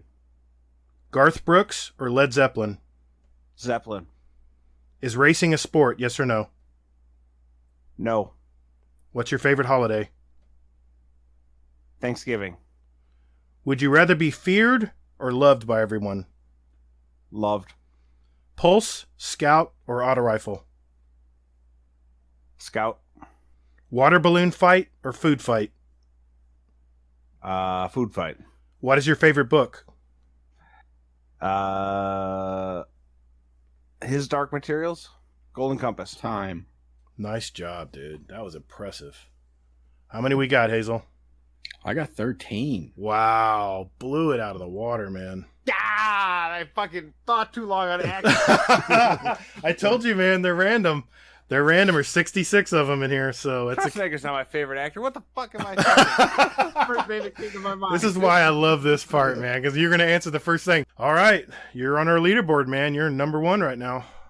That was pretty you guys impressive. Gotta get me back before the end of the year so I can have another shot. All right, we'll see. We'll see, man. We'll see. We got super competitive. We got a lot of year left. Well, good deal, man. That was awesome. I like it. That was fun. That was awesome. Good job, man. I appreciate it, Nips. All right, well, let's move on to our next segment then. Call the Praxic Order, call the Thanatonauts, the Jinsen Scribes, call everyone so they can witness you. Okay, now for a segment of the show I call More Than Just Space Magic with the Gator. As a disclaimer, I am a student of the Crucible and don't predispose myself as a pro player. But as a middle-aged dude that can hold his own in this young man's game, I feel that this information may help my fellow Guardians out there, young or old, to, at the very least, gain more enjoyment out of the Crucible. So your results may vary. For some, this will be a refresher, and to others, a new way to look at the Crucible. In these next future segments, my goal is to help you become a more utility player and more valuable to your team, improving KD, improving 1v1 engagements, better communication with your team, becoming more game aware. In other words, playing chess and not checkers are my main goals. And today, I'm talking about staying alive. Man, that brings me back to the days of the Bee Gees. Damn, I'm old. Anyway, the one thing that seems to be a measure of a good player in Crucible, in Destiny, or any other shooter that is your KD. Kills versus deaths in a game.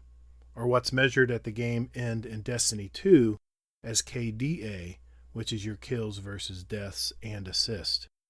I see a lot of players out there, including myself at times, I must admit, that feel this is an indicator of how well the game went, when in actuality, game objectives, territory dominance, and spawn control, just to name a few, could be the difference between a win and a loss. What this episode is all about is the art of staying alive for your team. This is a stat that you can find on third-party websites such as Destiny Tracker and others.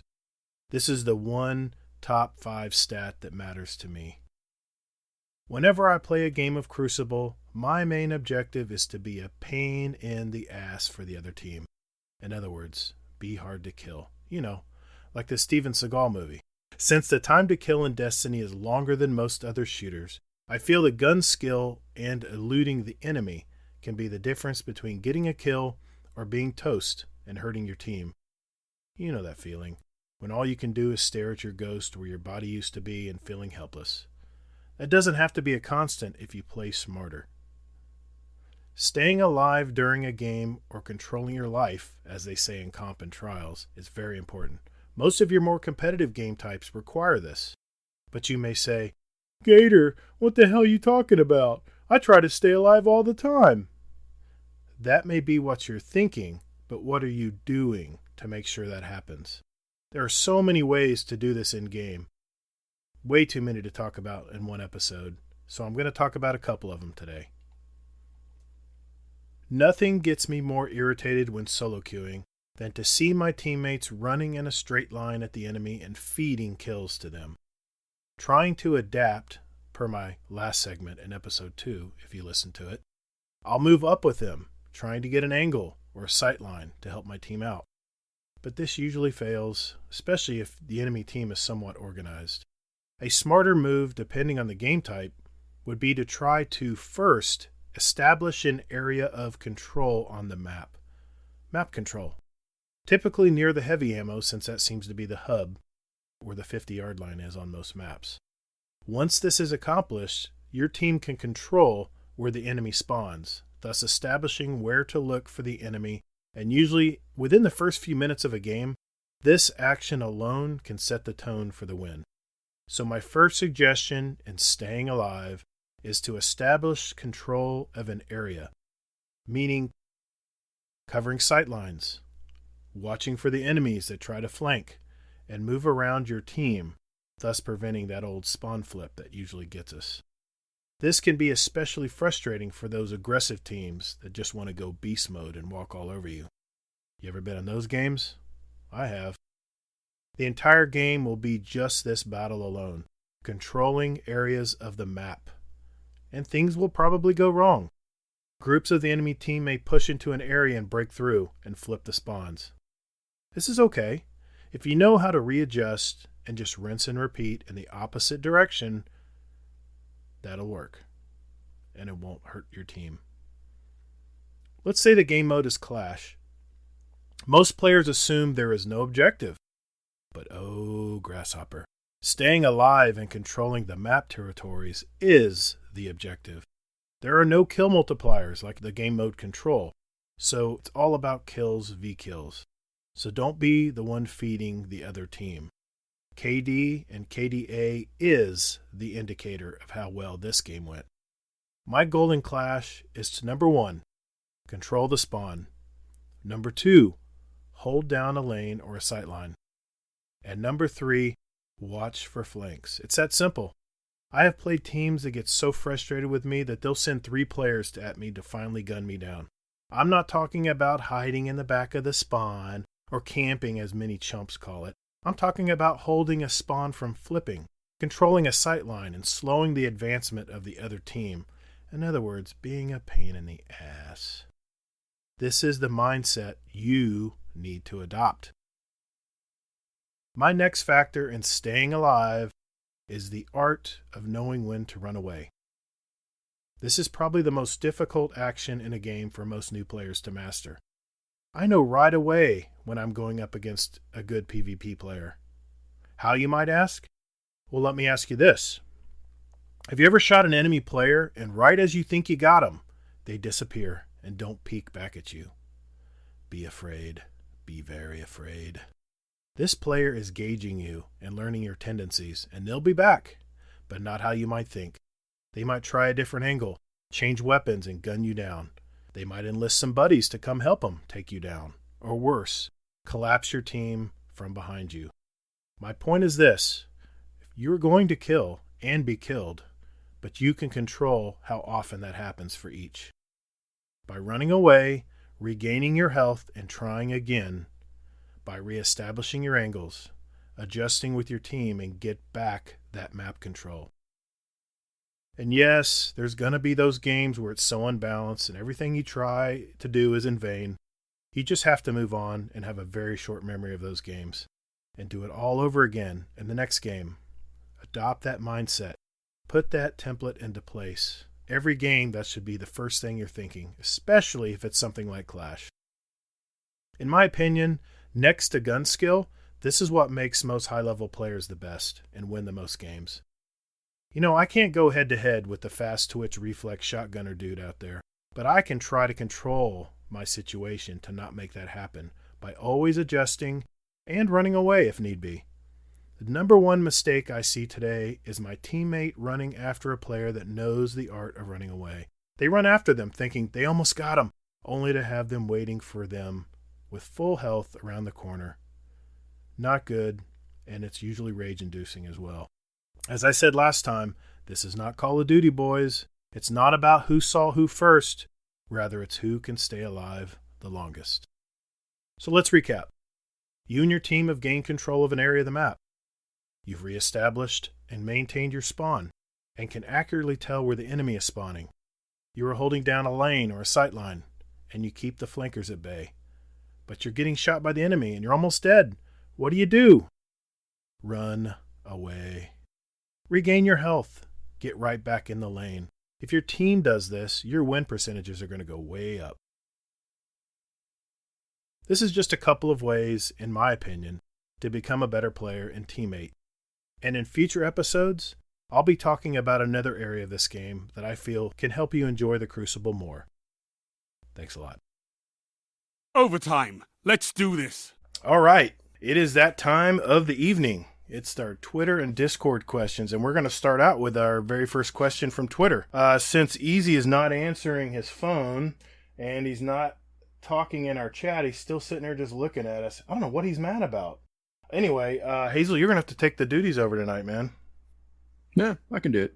Okay. Since Easy's, just kind of crying dick in the corner somewhere. All right. So, question from Arisen Phoenix. You all decide to try the fusion dance from Dragon Ball Z, and it works. What would your name be? So, I think I am the only member, I believe, to actually watch Dragon Ball Z. Yeah. The fuck's a Dragon Ball Z? I have no clue what he's talking about. Yeah. It's an anime. So, yeah. It was pretty badass, actually, growing up. Basically a bunch of fighting, aliens, stuff like that. Okay, so the fusion dance, what I came up with is I wanted to incorporate Nips in here somewhere. Okay. So, just for the, the honor here. So, I was going with Easy Gator Nut Nipso. Okay. Sounds good. Yeah. Thank you, Phoenix, for that. Here we go. Garen 420. Is there a song that you hear that immediately sends you into tears? Oh. Mine is One Sweet Day, Boys to Men and Mariah Carey. It was played at my dad's funeral. It was over 20 years ago, but as soon as that song starts, I'm a blubbering fool. Okay. For me, it is Fear by Bastille and Marshmallow. It's only because the video is of a little girl who gets a dog, and then they grow up together, and the dog dies. And as an owner of old pets, I know that day is coming, and I haven't actually gone through it once yet because both of these pets I've had since I was a college student, so I know it's coming. So when that song hits, it just wrecks me. Yeah, I imagine Damn. it does. Yeah, the song that I pick is True Companion by Mark Cohn. It was my wedding song. And you think of the 90s. I got married in the early 90s, and I play it every now and then. My wife and I'll be hanging around the house and I'll play it, and we just instantly snap to attention and just brings us right back to our wedding. We had a very romantic wedding. It was very nice, and yeah, True Companion. That was my song. Nips, you talked about that video, just immediately like started making me all weepy. So, it's really rough. yeah, I won't be watching that. Thanks a lot. My song is "It Won't Be Like This for Long" by Darius Rucker. It's about this guy, and he has a daughter, and the daughter grows up basically, and pretty much it's kind of like Cats in the Cradle. That song. Gotcha. So yeah. So I'm like, I've listened to it, and I'm just like, I can't even make it through it. I'm just like, yeah, no, I gotta change this shit. Wow. Okay. Yeah. So if you ever want to fucking bawl your eyes out, there you go. Skull Reaper, favorite Halo. His would be number 3. I actually didn't play that much Halo. I got an Xbox sort of late in the game. I want to say 3 was probably the one that I played with my brother the most, so that'll be the vote for me. Yeah, I didn't play much Halo either, as I mentioned in my past episodes.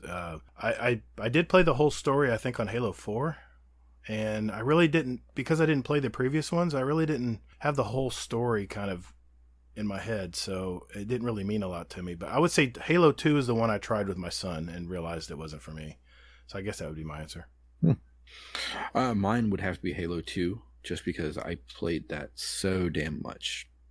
Because that was, I believe it was the first one that had, I think it had the first one that had online multiplayer. I just remember doing some screenshots, and that was the first one that had a multiplayer. Was Halo 2? Halo 1 didn't have PvP? It did, but it was all couch co-op and LAN. Oh, okay. See, that's how much I know about Halo. Yep. I don't even know what the hell Nips just threw in the general chat there, but do you not know the Bernie dance? Basically, you dance like you're Bernie from Weekend at Bernie's. Oh shit! Oh my god! Oh my god! I have a new dance now. It's really easy to do. Oh my gosh! The only thing that would your make it head better, back like a nosebleed coming through. The lyrics in that song. That's awesome. That's great. The only thing better would be if 2 other people were moving his arms. That's my kind of dance, because I can't dance with the damn. All right, Scum Death. Scum boy. Yeah. Yep. Brace yourself. Hold on to your butts. Pretty much. I invented my favorite meal, which is jacket spuds. Tuna, cheese, and gravy.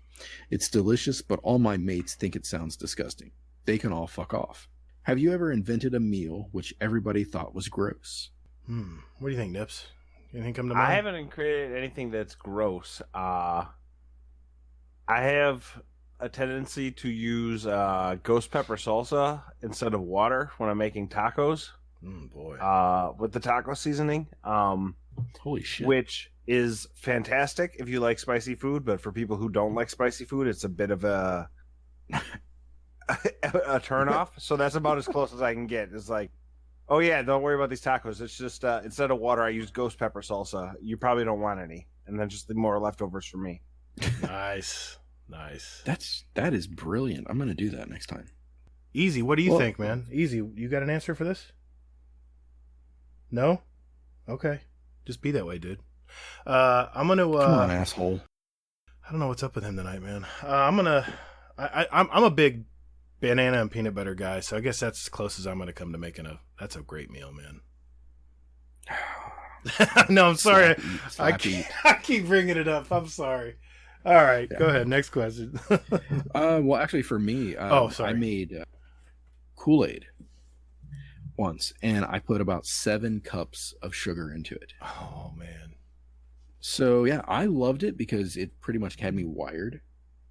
But everybody else that tried it, they couldn't get over the consistency of the grainy sugar in every sip. Oh wow. Yeah. Sounds like diabetes in a cup. I love Kool-Aid, dude. I did the same thing. Yeah, exactly. So, Grugrux, do any of you have any hobbies outside of video games? Yeah, I'll take this first. I had several hobbies before I played games. I actually did paintball. I did field ball, where you got in a ghillie suit and all that. I was really into it. And we had flat spin barrels, and you could watch a paintball go 300 yards and never move. And you would just watch it float magically and splat on someone's neck, and they'd be like, "What the hell?" But I also did hot rod racing. I used to run quarter-mile strip. I had an S10 with a 383 in it, all tubbed out. And found out I was breaking stuff too much, and it got too expensive. So video games is a very cheap hobby for me now. That's awesome. Nice. You and Fluffy are going to need to talk about track racing, because he was a part of that for a while too. He sent me his build specs on his Miata. I was looking it over. It was pretty impressive. Yeah, as much as I love to give him a hard time about his Miata, it's a pretty good car. Stop. For me, hobbies outside of gaming, I'm into powerlifting and reading are my two big things right now. Nice. I love to read, and I love to lift heavy. Man, that's not got to be the two opposite ends of hobbies. That's good, though. It's a good balance. Basically, recovery is with a book. That makes sense. Yeah. For me, I would have to go with actually the same things. So, working out, and then also I have like an hour commute each way, so I listen to audiobooks. So, yeah, that's awesome. Those are nice. Skull again. Best kind of cheese. Well, let's go right to the authority, Mr. Wisconsin. Well, as a Wisconsinite. All cheeses are fantastic in their own rights. For me personally, I like spice, so pepper jack or hotter is basically my goal. I want as spicy a cheese as you can get, but I know that's not for everybody. It's cheddar hands down for me, white or the standard color. I love cheddar. I put it on everything. Sharper. Well, I have like a light colored cheddar, and then they have like a darker, like an orange cheddar. I like both, but I like the sharper the better for me. The sharper the taste, the better for me. So it's on everything I eat. All right, I would agree. Yeah, same for me. So sharp cheddar is badass. Yes, it is. Drafty asks, I'm going to alter this question for Nips. Do all of your wives or significant others listen to the show? If so, what is one thing they did this week that really pissed you off? Just kidding, guys. It's up to you if you answer this or not. My wife's a saint. She's the greatest. Next. My wife is non-existent. Way to go. Nice job. So she definitely didn't piss you off then. No. my imaginary wife was fantastic this week. Give her a high five for us. I like her already. Yeah. Well, I'll be honest. My wife did piss me off this week. So it was a long, complicated story, but basically I ended up like ordering something for her on Amazon, and I forgot to sign it. Oh. So then I started having fun with her, kind of trolling her.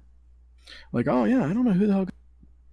So she ended up basically like pretty much spending about 4 hours trying to dive in and try to find out who it was. She called family, friends, everybody.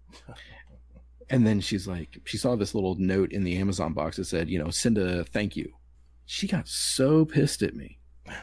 And then I'm like, I got pissed at her too, because I'm like, hey, I'm like, it was a surprise. So this goes back to that trolling question from last week. You should have had that. Well, of course it was after the fact, but yeah, pretty much. So Skull, what's a time during a hospitalization that you felt more machine than man? That's an easy answer for me. I've never broken a bone, and other than a colonoscopy and an endoscopy, I guess they call it, I've never been in a hospital. Yep, never spent a night in the hospital, so can't really help you out there. Well, shit. For me, when I dislocated my shoulder, it was weird because they put these little electrodes on my shoulder, and then they pretty much ran a current through my arm, and it made me realize that in a weird way that kind of, my body is my own, but at the same time, I'm product of whatever is attached to it. Chubby Wizard, name 3 bands that you would like to have seen in their prime, who have members that are no longer with us. So no Metallica or Rolling Stones.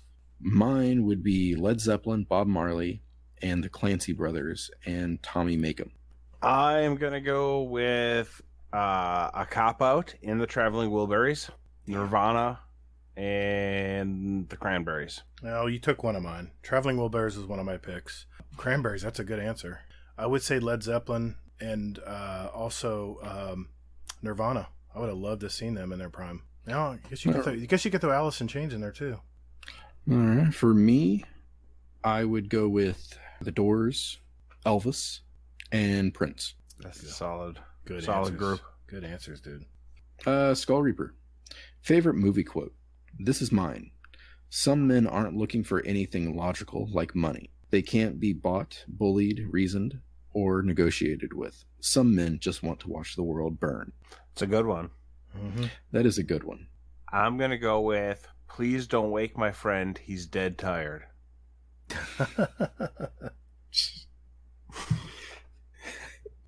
Although there are like 7 other quotes from that movie that... For me, I will say It Can't Rain All the Time from The Crow. I gotta admit, I stumbled on this one. I should have done more research, but you can always go with some Jack Nicholson. You Can't Handle the Truth. That part of that movie, so climactic. I don't know. Did you ever dance with the devil in the pale moonlight? Oh yes, good one. That's a good one too. There's so many out there. What was the other one? Yeah, You Complete Me, or wasn't that it? Or no, You Make Me Want to Be a Better Man. That's it. You had me at hello. The fuck?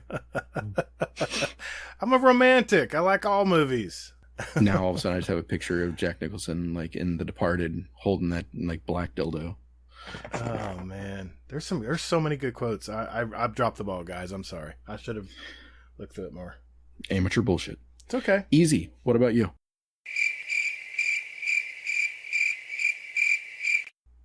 Fuck you then. Okay. Gear Dad. A. Who is the weakest Transformer?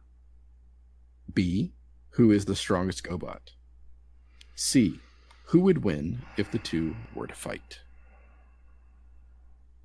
I got to disqualify myself because I don't know what a GoBot is. I'm not a good guest to have for this question either. I couldn't even name like beyond like Optimus Prime, Megatron, and Bumblebee. I don't know the fucking name of any Transformers even. I think Bumblebee's the weakest, obviously, but I don't know the other one. Question I can't answer the other part. They got a whole bunch of other ones that didn't get their own, so they're exactly. I know. Yeah, I don't know any of the GoBots either. Sorry, Jay. Yeah, so my answer and everybody answer would be the weakest Transformer. Oh, now you speak up easy? Son of a bitch. No, I'm not putting that. No, I'm editing that out. You're not. No. Forget it, dude. Go ahead, Hazel. Next question, man. Skull Reaper. How do you sleep? On your back, side, or belly? Or do you not even sleep and just grind Destiny things? I'm a side sleeper. On a pile of money. Oh, there you go. Ooh, I like that one. Yeah, for me, I sleep usually like on the couch whenever I'm playing Destiny because I always end up falling asleep and I always end up running into a wall. Nothing like running into like against a wall for like 25 minutes. Yeah, kind of, sort of. That's my go-to. It's rough when you start falling asleep while you're flying into a Crucible match, and then you wake up and you're like everyone's gone and you're just sitting in spawn. or better yet, you're in a Twitch stream, and you wake up from your nap in your office chair, and it says nothing's playing at this time, or so and so is offline. I'm like, how long have I been here? Jesus. Wow, we are super professional. Yes, we are. Okay, Scum Death again. Who would win in a fight, SpongeBob or Patrick? I'm gonna go SpongeBob only because Patrick just seems like he's the kind of pushover who would lay down for him. Yeah, I have to agree. I'd agree. Yeah. Patrick's not I'd the agree. brightest bulb in the box, and SpongeBob can do no harm. But I think eventually Patrick would just lay down for him. Yep.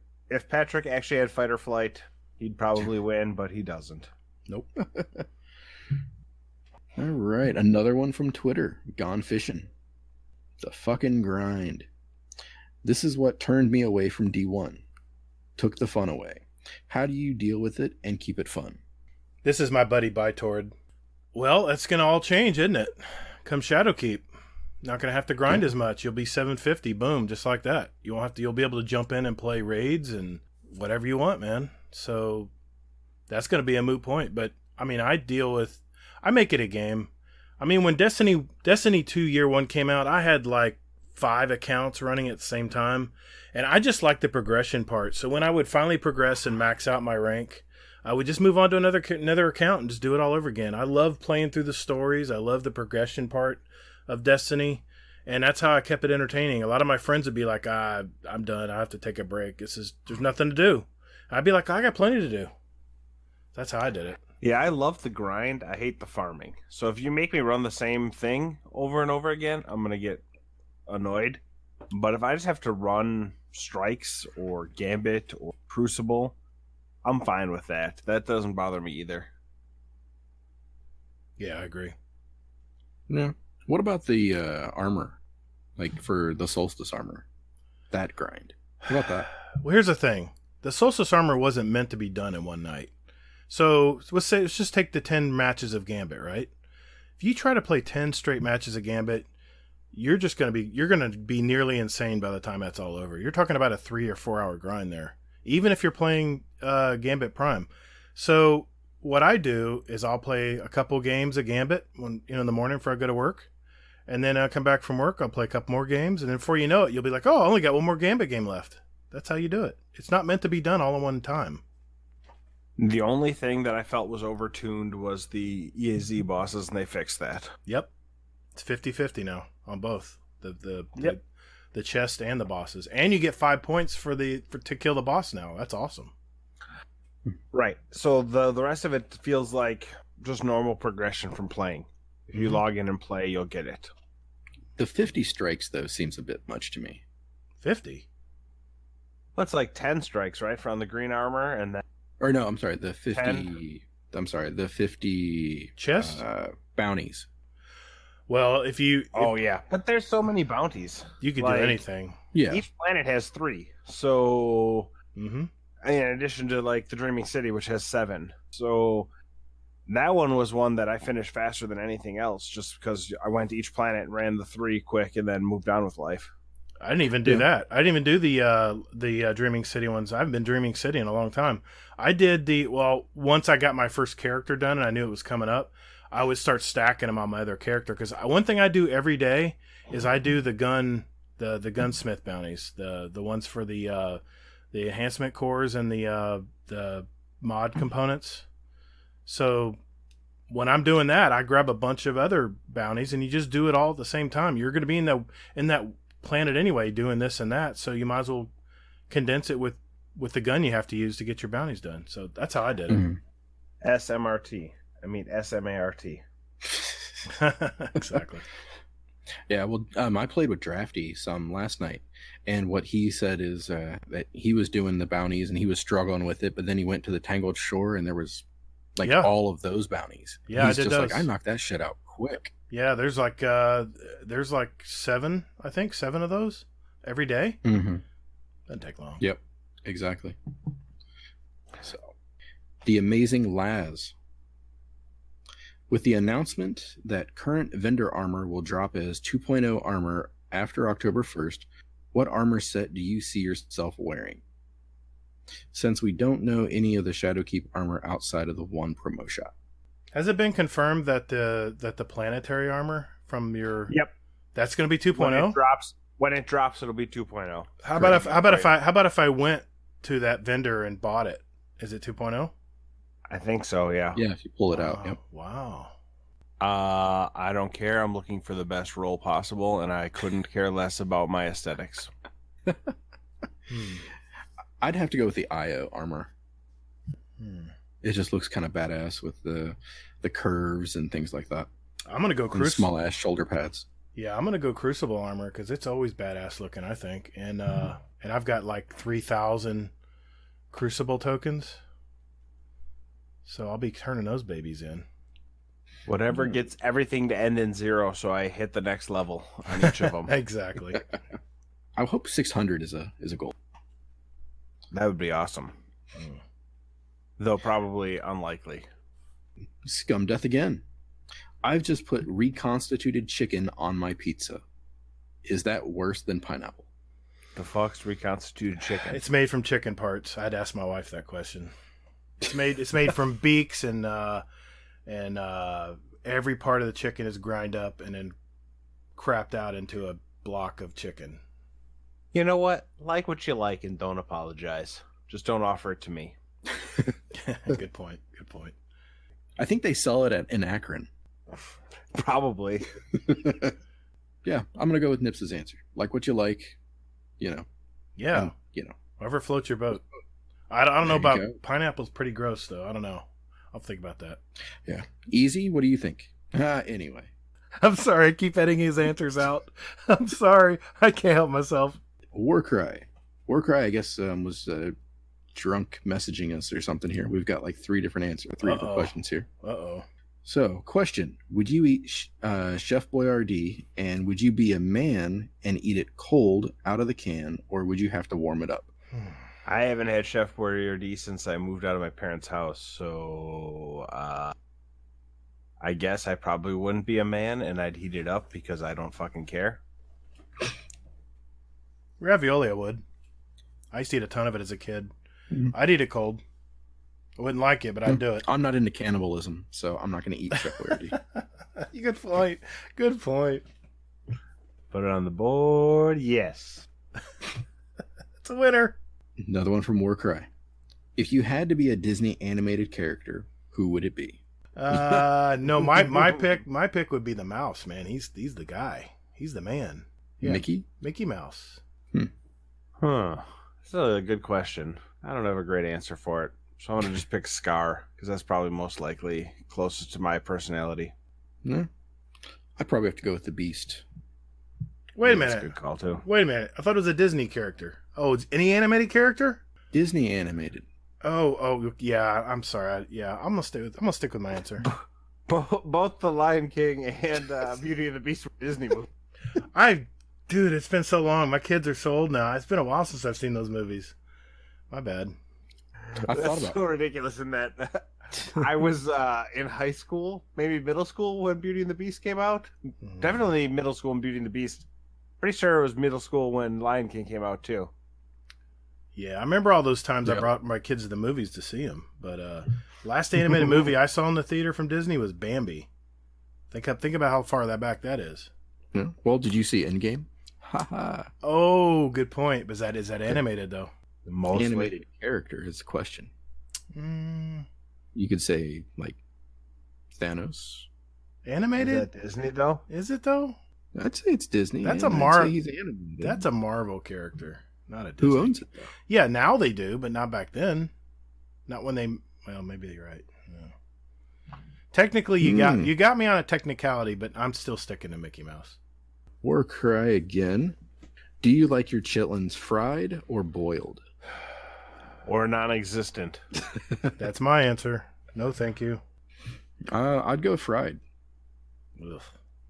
That's chicken gizzards, right? Isn't that what chitlins I thought it are? was intestines. Yeah, gizzards. Pig intestines? Yeah. Gizzards and Texans, yeah. I Same thought it's thing. intestines. Yeah. Oh man, You know, fried. If I'm gonna have to eat them, they better be. Yeah, exactly. I guess if I have to, I'll have to fry them up. But I don't know what they do in North Carolina, man. I don't know what's going on over there. Take their shirt off, spin it around their hand, wave it over their head like a helicopter. That's what North Carolina does, according to Petey Pablo, at least. Yep. With a Cox hat on. What's that easy? No, I'm not going to tell him that. No, sorry. Go ahead, Hazel. Yeah, I am hating. I'm gonna be hating life next week when I'm not here. I don't know how y'all are gonna fuck with me. I don't It's know, gonna be man. amazing. I haven't decided yet. Oh boy. Anyway, moving on. Drafty, how many times have you started to answer a question here only to remember to wait until the podcast? Good I thought point. this was a trolley fucking question because I wanted to answer it and go all the damn time. I was expecting you to also, but All right, Laz again. If you were allowed to wear pajamas everywhere, work, weddings, vacations, etc., would you? What is your limit on wearing pajamas in public then? Weddings and funerals. I won't wear pajamas to those two. Beyond that, pajamas are fair game. I'd say work, weddings, and funeral. I won't wear it there.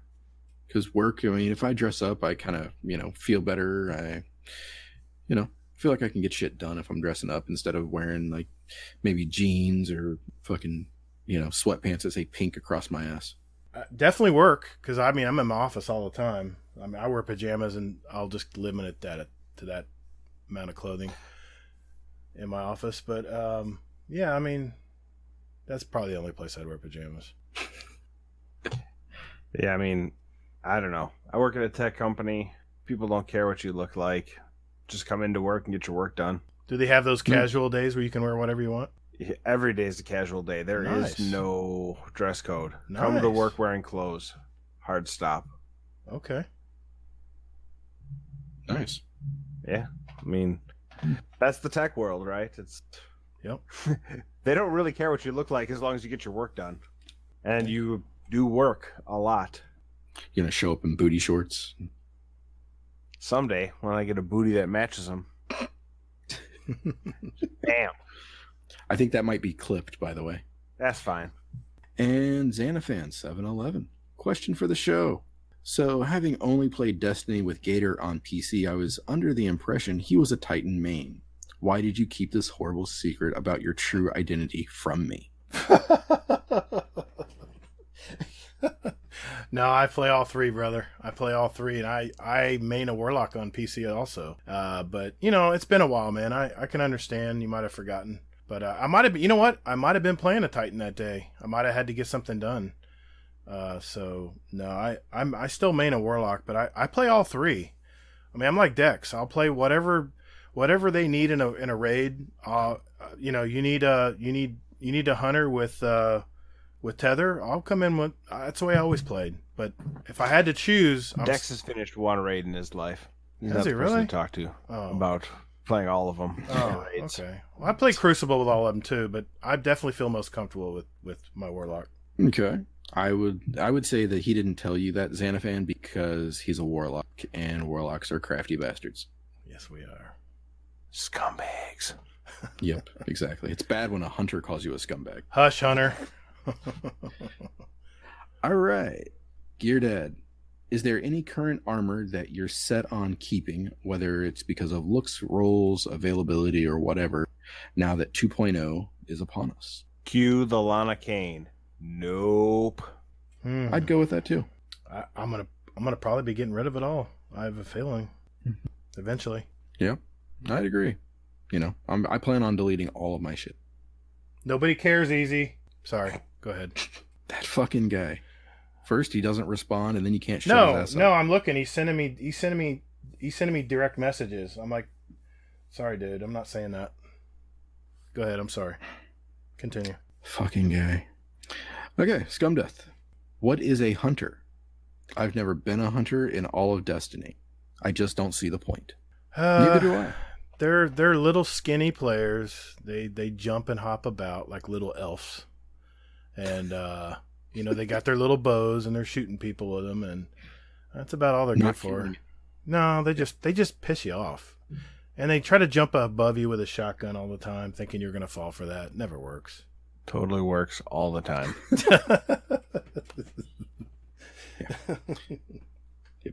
Nothing pisses me you off need more massive than DPS? Solar Blade. I guess ask the guy with a Nighthawk to do some work. Oh, he told us.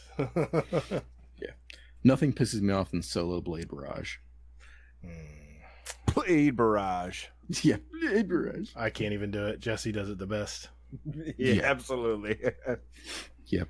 All right, Scumdeath. We only have, 3 more questions. All right, let's pull it together here. What's your most nasty childhood injury? Mine was hiding behind a door, and my dad walked in the room, pushing the door open, and the handle smashed into my eye. Love the show. Oh, man. Oof. It has to be childhood, right? Childhood is up to age 18. That disqualifies my answer. I'll have to come with Thank you something for the disclaimer. Thank you. So for me, I fight with a friend of mine, like a fist fight, and he actually sent my top 2 teeth through my lip, and the little piece of skin underneath that, between that and my chin. So yeah. That hurts just thinking about. Yeah, it hurt actually getting fucking punched too. I was playing softball and took a step to try to pull a ball and stepped into a puddle, and my left foot slid forward, but my right foot stayed pointed towards the plate, and it snapped my kneecap right down the middle as it pulled apart. That hurts. I got arthritic knees as it is. Oh, crap, that hurt. Just a straight line down the x-ray. Wow. That takes talent, dude. Oh, man. I filled the cusk in that class as they carried me off the field. Well, I've mentioned I've never broken a bone, but I thought I did when I was a kid. I was in a loquat tree. It's not a big tree in Florida. It's like it's like a 20, 25 footer, and I was climbing it and fell off. I blacked out, didn't even know what happened. Ended up just being a sprain. I guess I was very resilient as a kid because I did a lot of crazy shit. That's all I can come up with. I mean, softball stories, I can give you a bunch. But you said childhood, so I'll keep it to that. Yeah, I have like 4 or 5 more that are on par with the splitting the kneecap in half, but that's the one that hurt the most. I wouldn't be able to top that anyway. That's amazing, dude. Yeah. I was an injury-ridden child. Oh, wow. And now I think I was too, actually. And now you power lift. Just took 20 years to get my body to be okay with itself. All right. Next question here. Scum Death again. If you were the pilot of a Star Wars vehicle, what vehicle would it be? USS Enterprise. I know, I got that. I'm going right along with it. I'm just playing along, man. What a troll! What is happening? What a troll tonight. We got totally trolled, dude. We just got trolled. Wow, great answer. the train was going, and then it just completely fucking derailed. It didn't derail. The freaking wheels just blew off. Yeah. Fuck. Yeah, I'm the straight guy this episode, guys. So I'd say the X-Wing. Well, I had everybody guessing. I said this was my riddle. I said it is a ship that is in Destiny that you can buy from Eververse. It looks very similar, and I Googled it, and man, was it hard to find. But this was the ship that really, is my favorite Star Wars ship of all time.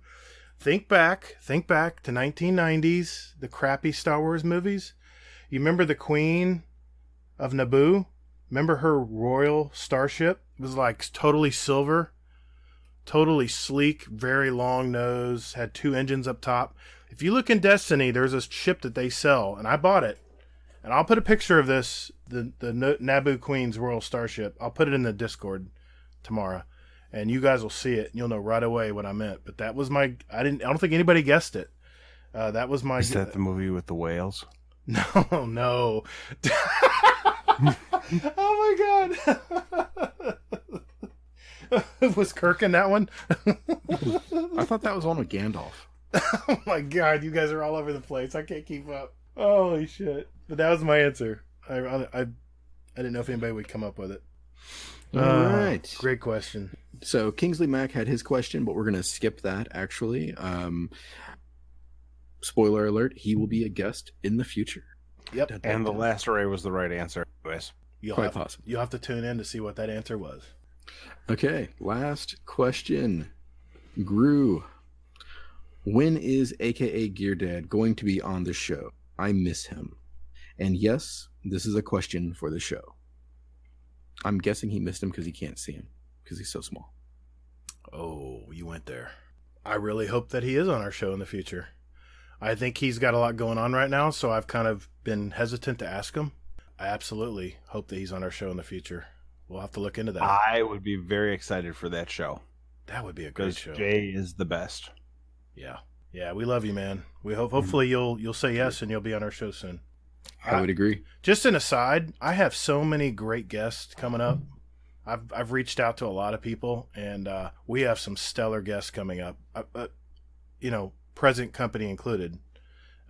We were very pumped that Nips could come tonight. I was so happy when he said yes. And next week we have another surprise guest that we'll be mentioning, but no spoilers. Great questions, everybody.